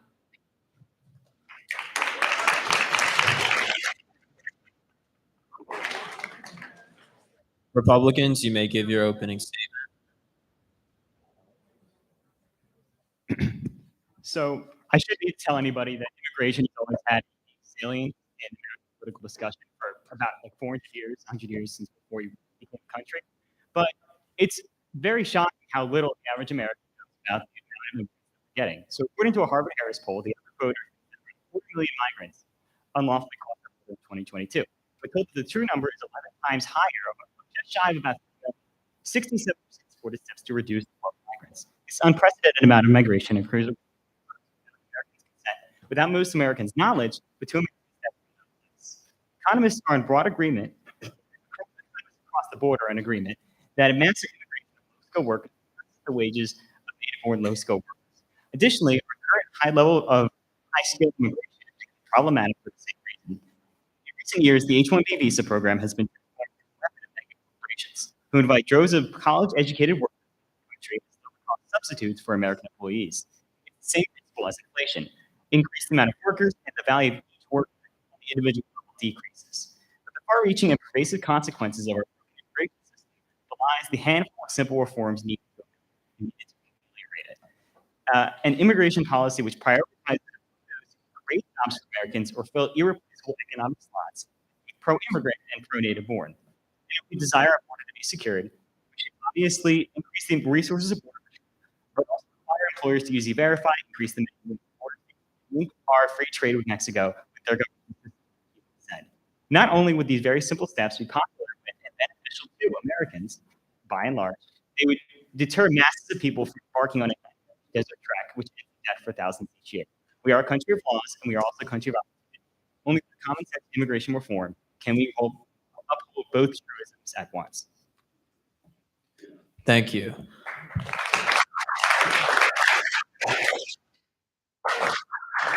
College Democrats, you may respond. Great. So pretty much the main thing that I got from your argument was that a lot of Americans do not understand how many people are immigrating. I think we can agree on that. I think a lot of people don't really realize how beneficial immigrants are. Approximately undocumented and documented immigrants account for nearly 17% of the workforce in our country. And obviously that accounts for millions of dollars and increases our GDP. In regards to what you were talking about immigrants with the H-1B visa, they actually do not compete for the same jobs as American college individuals.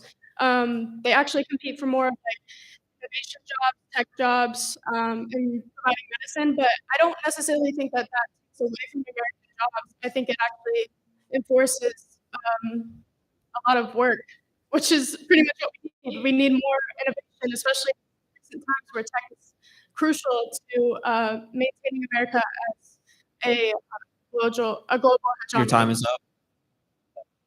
Republicans may respond.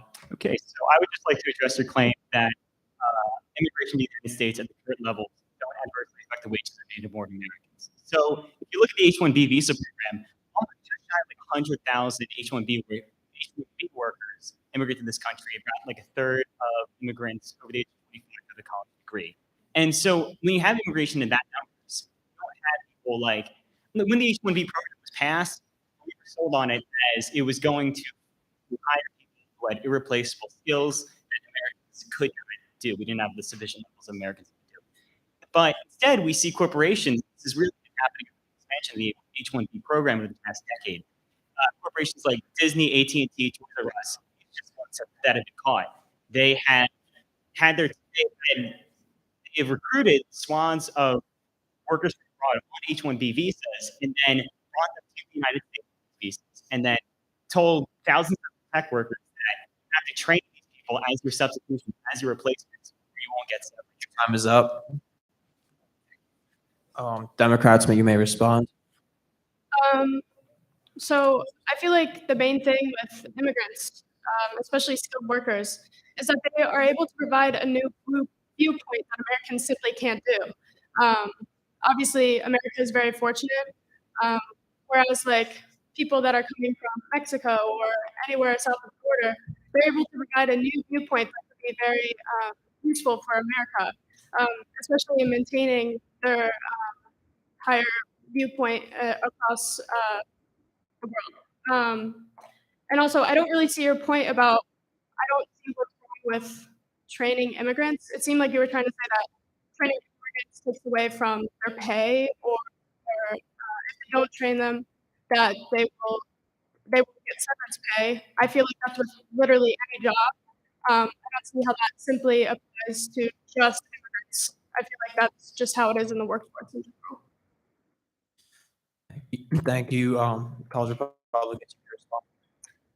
So I'd like to address your claim that increases our GDP, high-skilled immigration in general increases our GDP and contributes to viewpoint enlargement. So we with GDP, it is true that immigrants, low skill and high skill contribute to our GDP, but that GDP tracks 1-to-1 with like, the market cap of corporations, high school corporations in the entire world. I mean, because of the principle that I just outlined, where you have corporations, and they will obviously hire somebody in India where 60,000 a year and somebody, then a college graduate from America is going to expect a lot more. It's just a simple economic principle that you have more people in the more college graduates, the value of that degree increases. Like I said, just like inflation. So I don't know. I mean, I don't know how that is really worth the squeeze. Like when we have Please finish your GDP response. and versus people's actual jobs that people are losing. Thank you. Democrats, you have a minute to respond.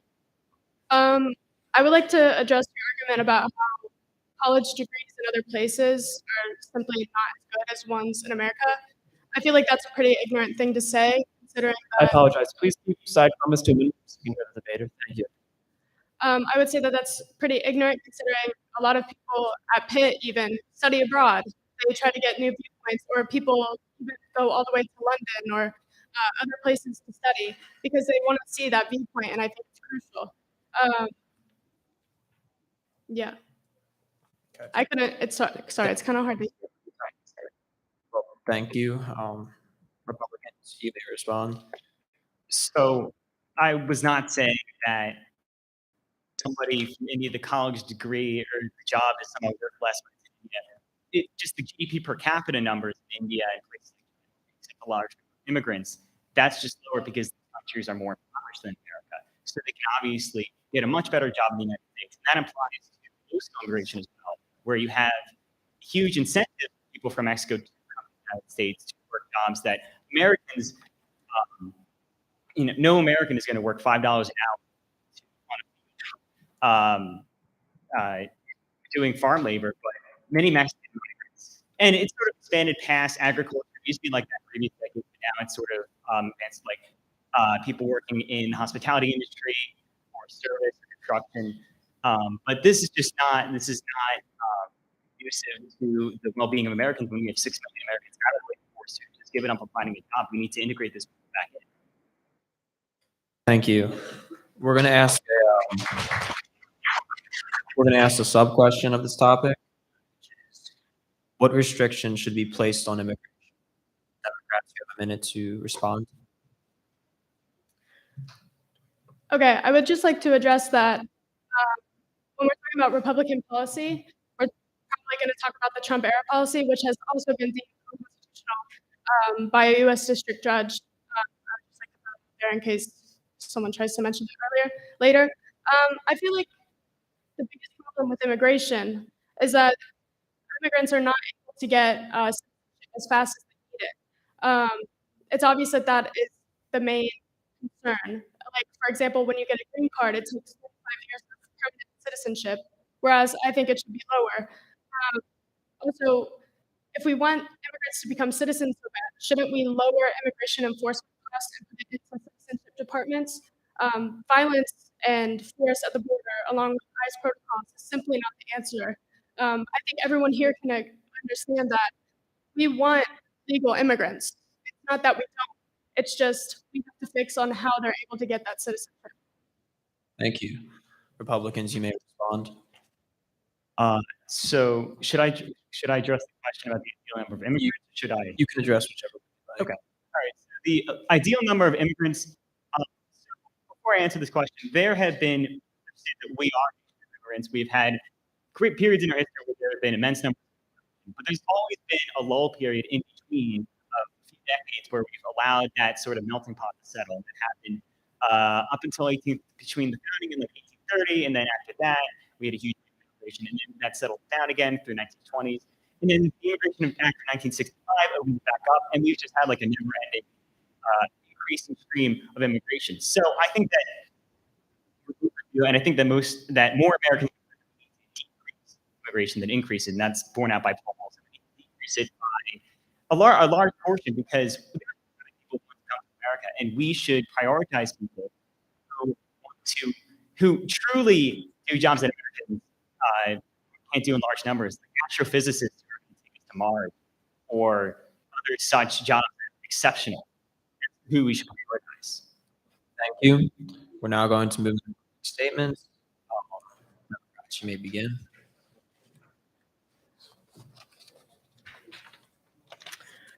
Sorry, give me 1 second.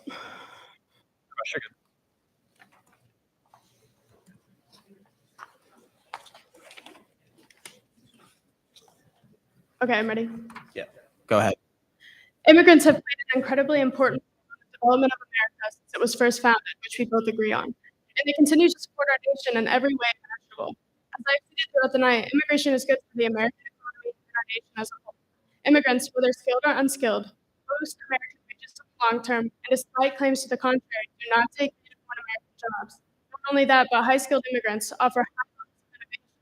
In a time when the development of new technology and services are more important than ever. If America wants to stay competitive on the global stage, we need a steady and thriving population of immigrant workers. Immigrants are just like you and me. They are individuals who want access to the best opportunities available to them and their families, opportunities that they may not have in their country of origin. I want to end by saying that immigration is a negative to the United States, and efforts to reduce our numbers of immigrants or make the already archaic system of immigration more difficult go against the best interests of every person living in the United States, while also doing an incredible disservice to Please our finish your immigrants. remarks. Thank you. Republicans, you may begin your statement. So immigration, obviously, has a very long history with that, and it's important to it's important that we just pay very close attention to a global conversation about the amount and the quality of people who will ultimately comprise our country, or at least a very large portion of our country. Very long history of being a nation of the southern border is something that is really ahistoric, and I've demonstrated in my opening statement. It's historically and people are you have large amount, you have just atrocities that happen all over the border. We're incentivized by a system that first in history just a massive amount of people coming in, not going through the proper paperwork. And I know that there's that sense of a backlog, but ultimately increasing the amount of immigrants just reduce the backlog, increase the backlog. Thank you.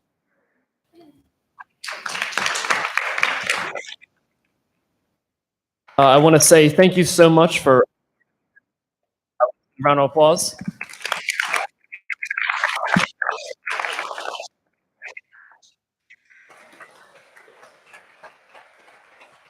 We will now be handing it off to Jeremiah.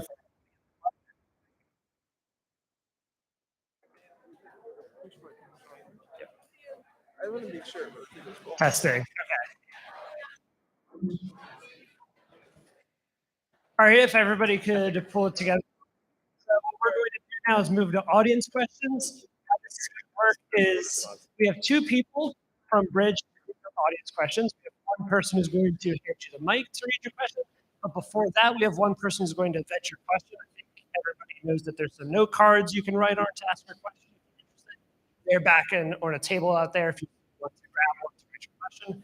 So we'll start. We have our two people right here. If you could raise your hand. He's going to have the mic, and Jack is going to come fetch your question real quick. So who has questions? Let's start. Let's raise your hand if you have some questions. And Jack's going to come find you.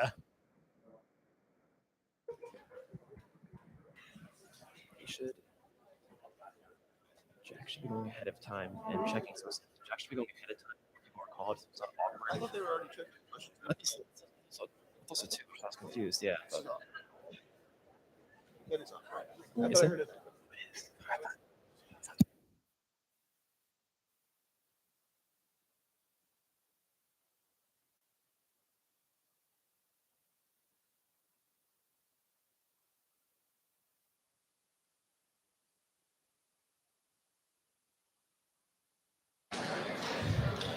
Real quick, we'll be doing closing statements. Our first question is coming up now.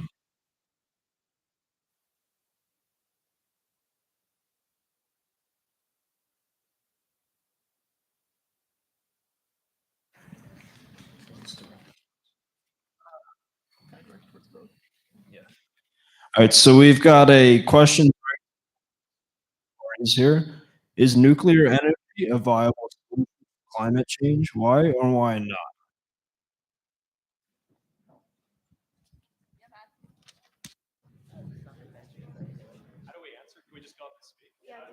Oh, either party can just speak first. Not directed at any party specifically, but yeah. Thank you for the question. Hello. Yeah, obviously, I was pretty clear. Like, yeah, nuclear energy is like a very viable source of energy. It is zero. It's a zero emission game here. The reason most people are opposed to it is because obviously something like Chernobyl can happen where it can explode. You have to remember this was in Ukraine. It was a very corrupt, lowly funded Soviet government. Like it was collapsing. Like there are a lot of problems there. But nuclear energy in the modern era, especially in America, has way more regulation. And I think at the very least, if you want green emissions, we should allow for technology to catch up and use nuclear energy as nuclear energy should be used as an interim. Allow for green energy technologies to catch up to modern times and allow for them to become cheap. Thank you.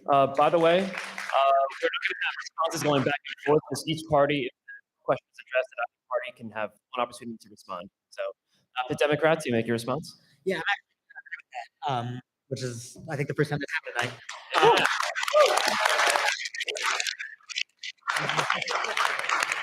So, yeah, it's a really important question. We're down unprecedented carbon emissions right now, and one of the strongest tools in our locker to defeat it is nuclear energy, and we're not using it. Nuclear energy is incredibly safe. Disasters that have happened in Fukushima and Chernobyl, which can be easily avoided.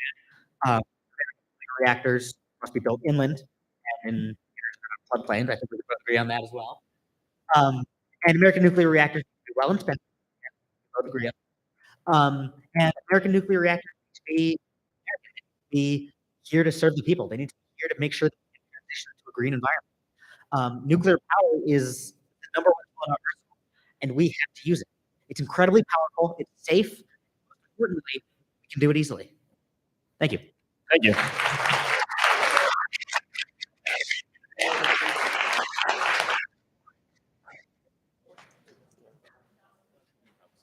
People are walking around to get the next question. Question. So this is to the college Republicans and to the man who just spoke. So you stated very assertively that you're against protesting out of your personal convenience as it creates traffic. So does this mean that you're against free speech as well? Ooh, it's a good question. Both parties will get a chance to respond for every question. I have. If you want to block the street and be annoying and protest, that is perfectly your right. But I also have the right to say it's really freaking annoying. And I really wish if people are going to be protesting climate stuff, they do it on the sidewalk or a place where I don't have to see it. But that's my personal preference because, as I've stated multiple times, I don't believe it does anything. But again, no, you have the right to protest. In fact, in many ways, I encourage it. I mean, that is the basis of our democracy. But it doesn't mean I can't get annoyed by it. I mean, obviously, I get annoyed by things that I disagree with in protest, and I like things that are being protested in my favor. And you have the right to say you get annoyed by that. But either way, this is not a free speech issue. I have no problem with you doing it. But you know, if it means that rush hour has to get 10 times worse because you're literally blocking a road, or I can't cash my check in the bank because you're chained to the freaking ATM, then yeah, I'm gonna get a little bit annoyed.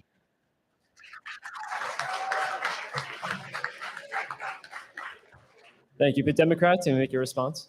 Yeah, so first off, I want to hear that ATM story sometime. That actually sounds quite interesting.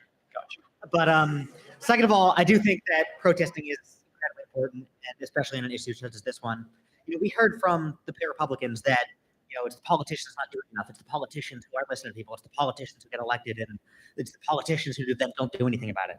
The way to get people to do something about it is to protest. The way to get people to do something about it is to protest. That's how we've done it throughout our history in this country, and that's how we're going to continue to do it. If it means that maybe it's a bit of an inconvenience to you, climate change can be an inconvenience to everyone. That's a fact. Climate change is going to be an inconvenience to every single person in this room. No matter who you are, no matter where you come from, no matter how rich or poor your family is, climate change is going to be an issue to you. So damn right people should be protesting. Damn right people should be protesting and demanding that the government get more involved. Just as you said that the government doesn't do enough, It's we the people who need to make sure that they do it. It's Republican politicians specifically who refuse to act. It is us who need to make sure that they do and make sure that they're accountable. Thank you. Thank you.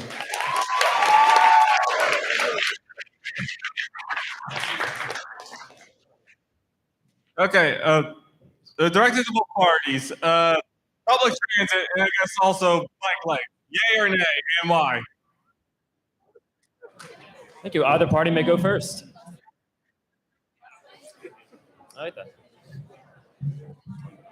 No. No, absolutely not. They're so annoying. When I'm driving down the street and there is a bike lane and you're still not using that bike lane, I'm gonna get pretty annoyed. Just go on the sidewalk. You're taking up the road. There's more higher chance that I'm gonna hit you with my car because you can fall off of your bike in front of my car.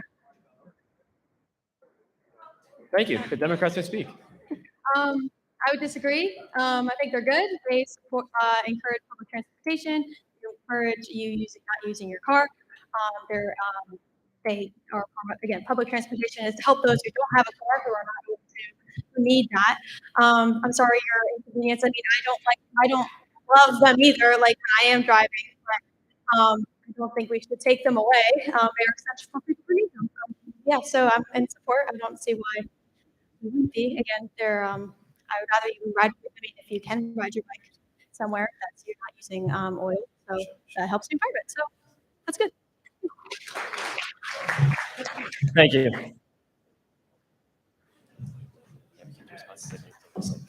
Okay, we're going to try to get to as many audience questions as we can, but we have a lot, and I'm going to read two from the stream right now. So Mark asked, this is to both parties, but I will, who started the last question? Okay, so I'll give it to the Democrats just because it's for both parties. Mark asked about the Electoral College. Do you support or oppose, or is there a better method than the Electoral College?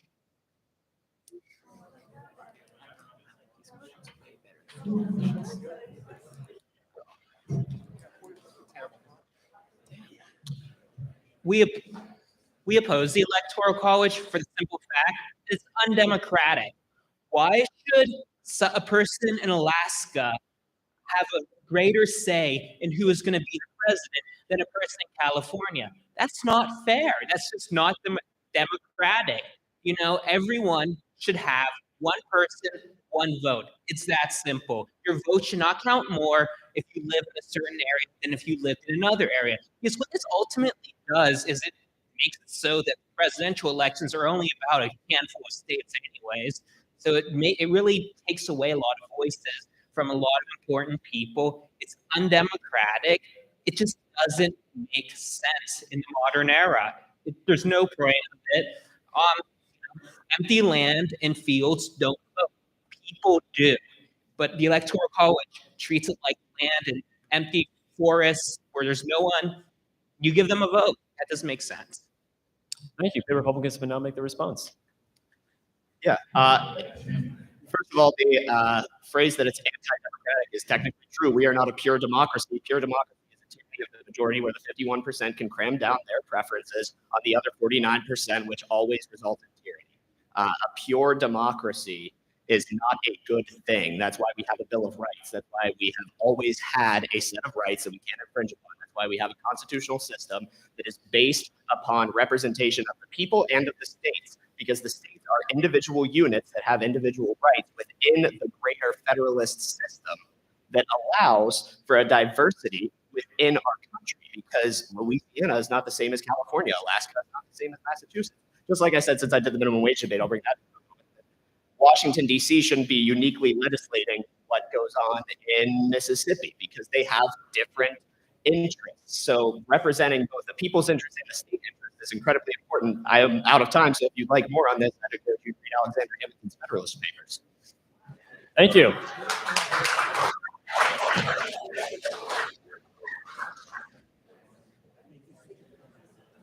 All right, one last question from the YouTube live stream from Carson. We'll direct this towards the Republicans first. What can be done to increase police accountability in America?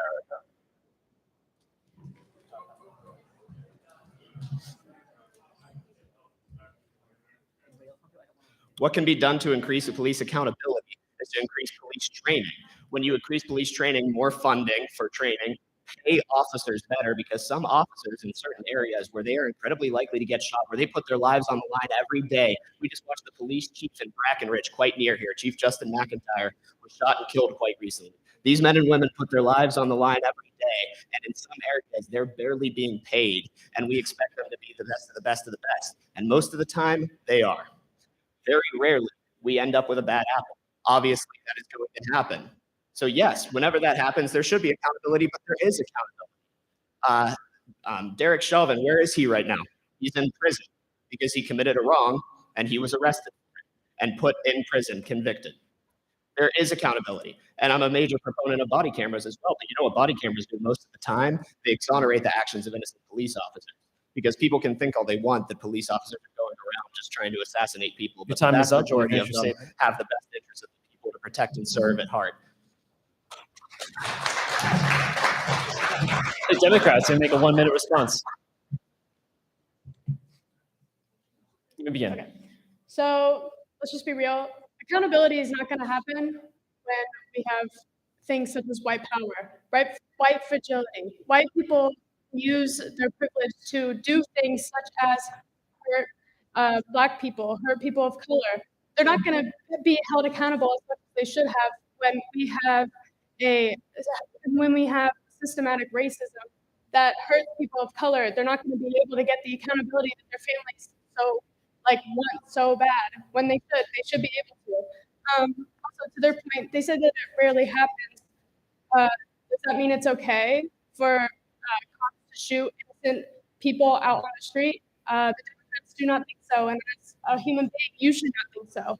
It's not right. And although we want more accountability, it's simply not going to happen when we have systemic racism. It's going to be really hard, but hopefully Gen Z will make some changes. Thank you.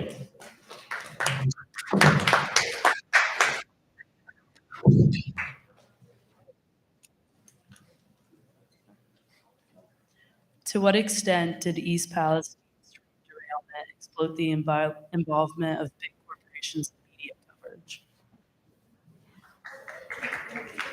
The party may go first. Yeah, do you mind bring the mic back? To what extent did East Palestine's train derailment exploit the involvement of big corporations in media coverage? You may take a moment to think about the Democrats. You go first.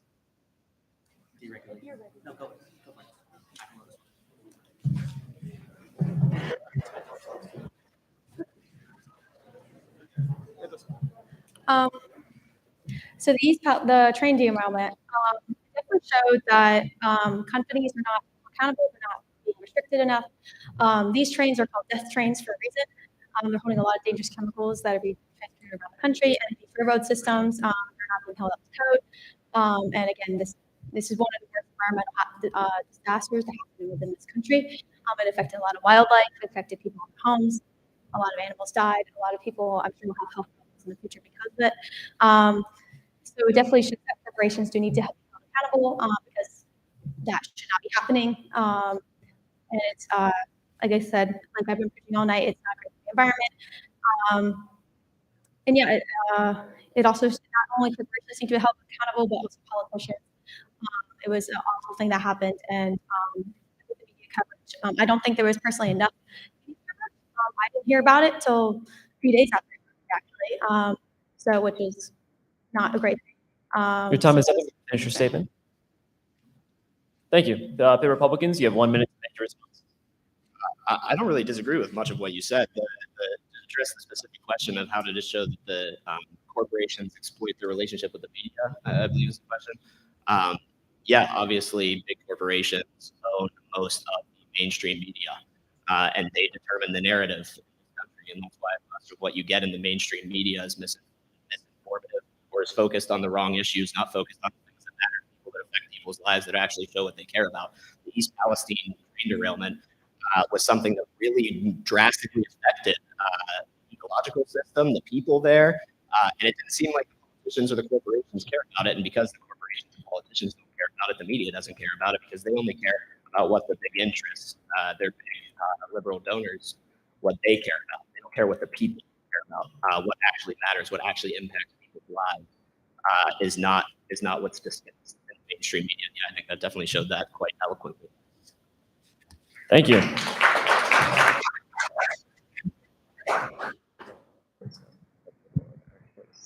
Hi.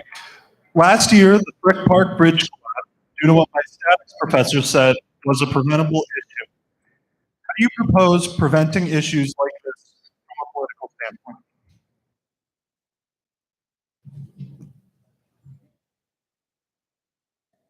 standpoint? Either party can go first. Pitt Republicans, if you'd like to go first. You would have 1 minute for your response.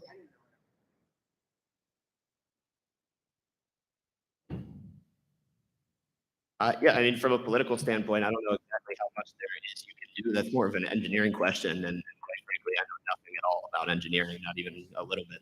I think I vaguely remember the Pythagorean theorem. I was going to do it.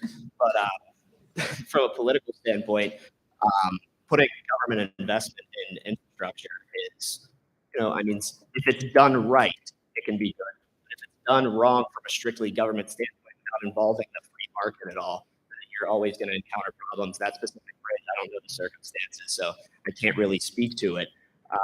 But through the entire development of the American infrastructure system, what always succeeded was more free market investment. When we built the Intercontinental Railroad, we had multiple failure points during the building of that railroad. Whenever we had complete government enterprises, they wasted millions and millions of dollars and still couldn't get the railroad done. Some crazy guy that had his own private company said, I can get it done for you in a year. And they were like, whatever, we'll fund it. We're not going to government oversight it. And he completed it right away. That really answers the question, but I don't know anything about Thank you. specific bridge. I'm going to real quick again. Sorry, please do try to keep side chatter to a minimum while our speakers are talking. The Democrats, you have 1 minute to make a response. Yeah, so I'm going to disagree with that statement pretty heavily. Infrastructure is a political issue. We saw a major infrastructure bill specifically was designed, in fact, to make sure that infrastructure was up to code, make sure that a bridge collapse like that could never happen again. The question of private involvement, I think we've seen, be it from East Palestine and many others that have happened, that corporate involvement leads to corners being cut, leads to deregulation, and it oftentimes leads to lack of safety. I think it's interesting that the Continental Railroad was mentioned because that's also famous for mistreatment of workers. It's famous for an insanely high number of workers who came back injured, high number of workers who never made it home. And that's the legacy of corporate-based infrastructure. Instead, we need to make sure that it's the government who is elected by the people, that is making these decisions, that's funding the railroad, that's building them. As the New Deal was, building a ton of infrastructure. Time is up. Worked. Finish your question. Thank you.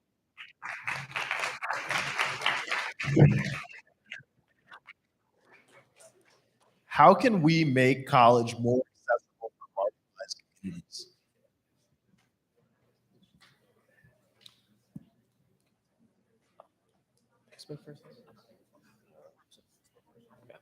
Pitt Democrats, you may speak first on this. No worries. If Pitt Republicans are ready first, you guys can go first. No worries.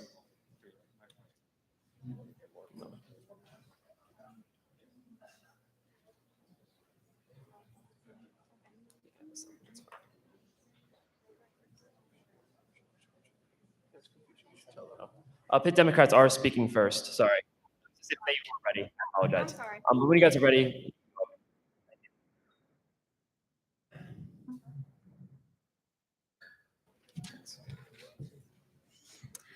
So by making college more accessible for communities, one thing we can do is help lower the tuition. Unfortunately, tuition is very expensive for a lot of people, especially marginalized communities, and a lot of them cannot afford it. So that would be one thing. Whether or not you agree with tuition for all, it's up to you, but we definitely need to definitely lower it. I mean, as a good student, you do know how expensive it is to go here. People have to rely on a lot of scholarships or grants, and that's, not everyone gets those. I think that's the main factors we can do to help with that. Another one is better outreach, and I don't know, just not only lower the tuition, but we can lower whether that's taking test scores or just doing making it more, because again, those systems, being able to take the SAT, that's still part of that can still be part of a elitist system. Not Your everyone time has is up. You may finish your statement. everyone has the opportunity to engage in these programs to help them get to places like Harvard. So definitely doing that would be helpful. Thank you. The Republicans, would you like to make a response?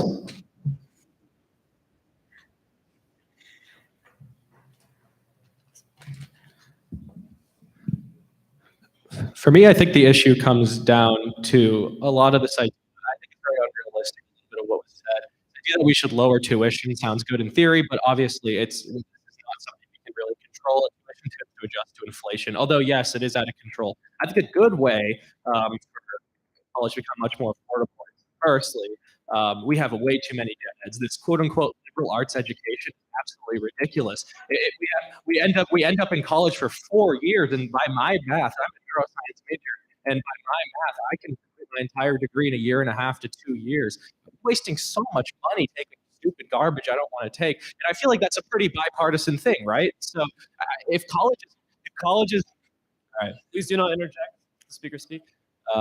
Okay, he wants to pay for 4 years, but everyone else, I think like 2 years is pretty reasonable. We should stop with this liberal arts education. Other than that, we should stop admitting people to colleges which they can't get into based on the color of their skin, and that's mostly due to the fact that the highest dropout rates in places like Harvard and other elite universities tend to come from marginalized people because they cannot handle the curriculum because they came from a bad school district. And this has nothing to do with their intelligence. This has to do with the fact that people should finish your statement. Your time is up. Thank you. Finish my statement. People should be going in, like I should not be going to Your Harvard. statement is over, please. Your time is up. Okay. Yeah.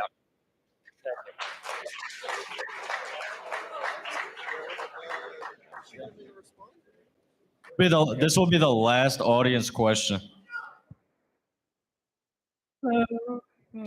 Okay. This is directed for the Republicans, but anyone can respond as well. What are your thoughts on the drag bans emerging from Republican Congress members with aims to criminalize and restrict drag performances?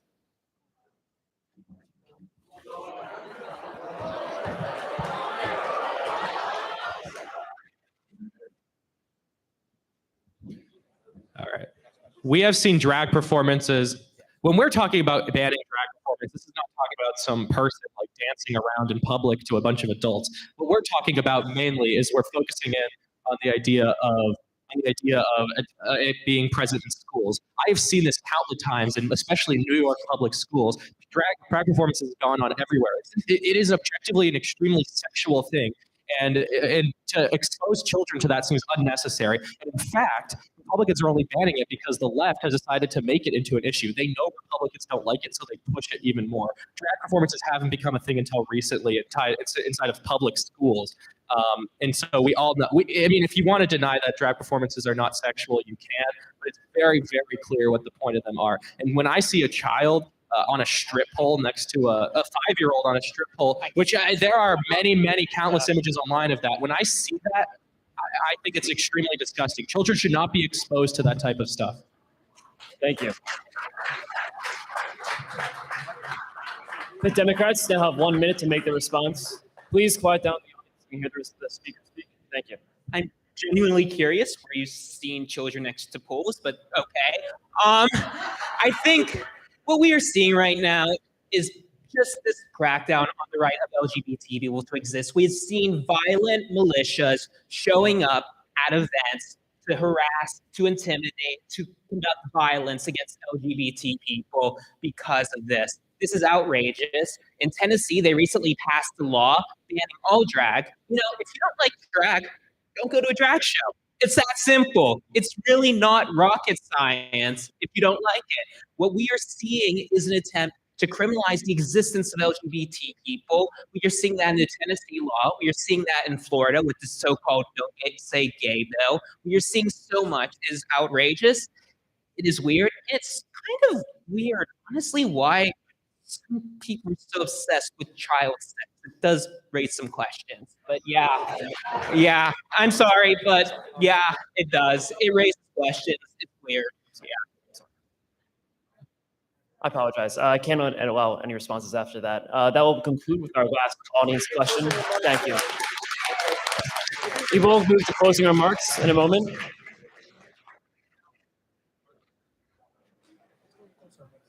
All right. Well, now we will move into closing remarks. Pitt Democrats, you may speak first. You have 2 minutes. Can I take this off the stand? Sure.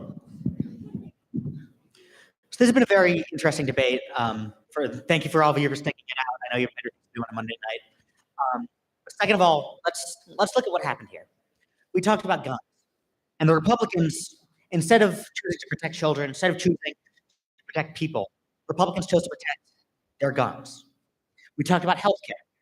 Instead of choosing to protect Americans, instead of choosing to protect people with pre-existing conditions, people who maybe don't make as much money, people who, through no fault of their own, have gotten sick, have gotten cancer, have gotten injuries, all kinds of things. Republicans chose instead to say, oh, no, it's not a problem. I don't want to pay for that. We saw with abortion, instead of saying women's rights matter, they do. Women's rights matter. Abortion is a human right. Instead of instead of allowing women their own bodily autonomy, Republicans got up and complained about consensual sex. Republicans got up and tried to talk about the sexualization of society. Republicans got up and tried to tell us all about how abortion is running wild because the liberals want to sexualize all of America. It's just not true. Instead of focusing on actually helping people get a livable wage, Republicans focused on, instead, rhetoric that has been disproven by multiple case studies about minimum wage increases not working.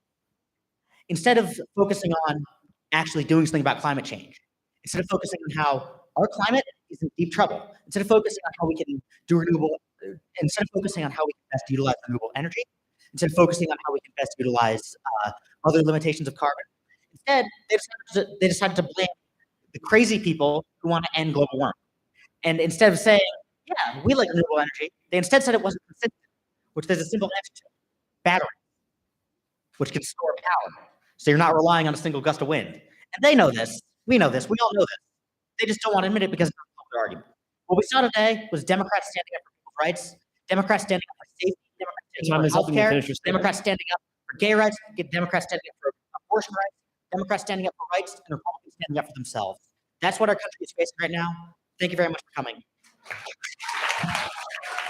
Thank you. The Republicans may now make their closing statement. You may begin. Thank you. Since we did the kind of they-us structure, I'll replicate that same structure. So when we discussed guns, I discussed the position of the importance of the ability to protect yourself, and he chose to tell stories that are obviously awful. But wouldn't it have been nice if someone with some good guy with a gun was there to protect you, or you were able and trained to protect yourself? That's what we're talking about, protecting people and empowering people to protect themselves. When we talk about healthcare, they accuse us of just wanting poor people to die, but that's not what our argument was at all. It's a complete misrepresentation. We're talking about the efficiency of government programs that have been proven to be inefficient and how the free market is going to better represent those. When we talk about abortion, they accuse us of hating women's rights or something. He addressed that in his very first statement, that obviously that's not the case. We're protecting the sanctity of life, which is the fundamental right without which you cannot have the rights to liberty, pursuit of happiness, or anything else. When we talked about minimum wage, I made it quite clear that raising the minimum wage actually disproportionately affects and harms low-income people. And instead of refuting that, they just kept saying the same thing over and over again, which is, oh, we need to raise wages. Okay, why? I just told you that actually harms people. And they just say, oh, we need to raise them anyway. So evidently, if they want to say that we're in favor of against women's rights, then they're in favor of harming people, because they didn't actually disagree with that position ever. They just said we should raise them anyway. And then at the end there, whenever we're discussing drag shows that are being performed in front of children, if they want to call us pedophiles, we're the pedophiles for saying that people should not be performing sexualized performances in front of children. Take a look in the news. You want to say where we're looking for them? We're not looking for them. It's quite obvious. It's being seen in quite many places. It's very clear. There was just a performance, I can't remember exactly where it was, but there are performances with men in thongs bending over and putting on prosthetic phalluses and engaging in simulated sex acts in front of children in the audience. That's pedophilic. That's the problem. That's what we want to get rid of and protect the sanctity of children. Thank you. That will conclude our audience questions. We'll now pass the mic off to Jeremiah. All right, well, that's the end of our debate. Can we just get a round of applause for all of our participants today?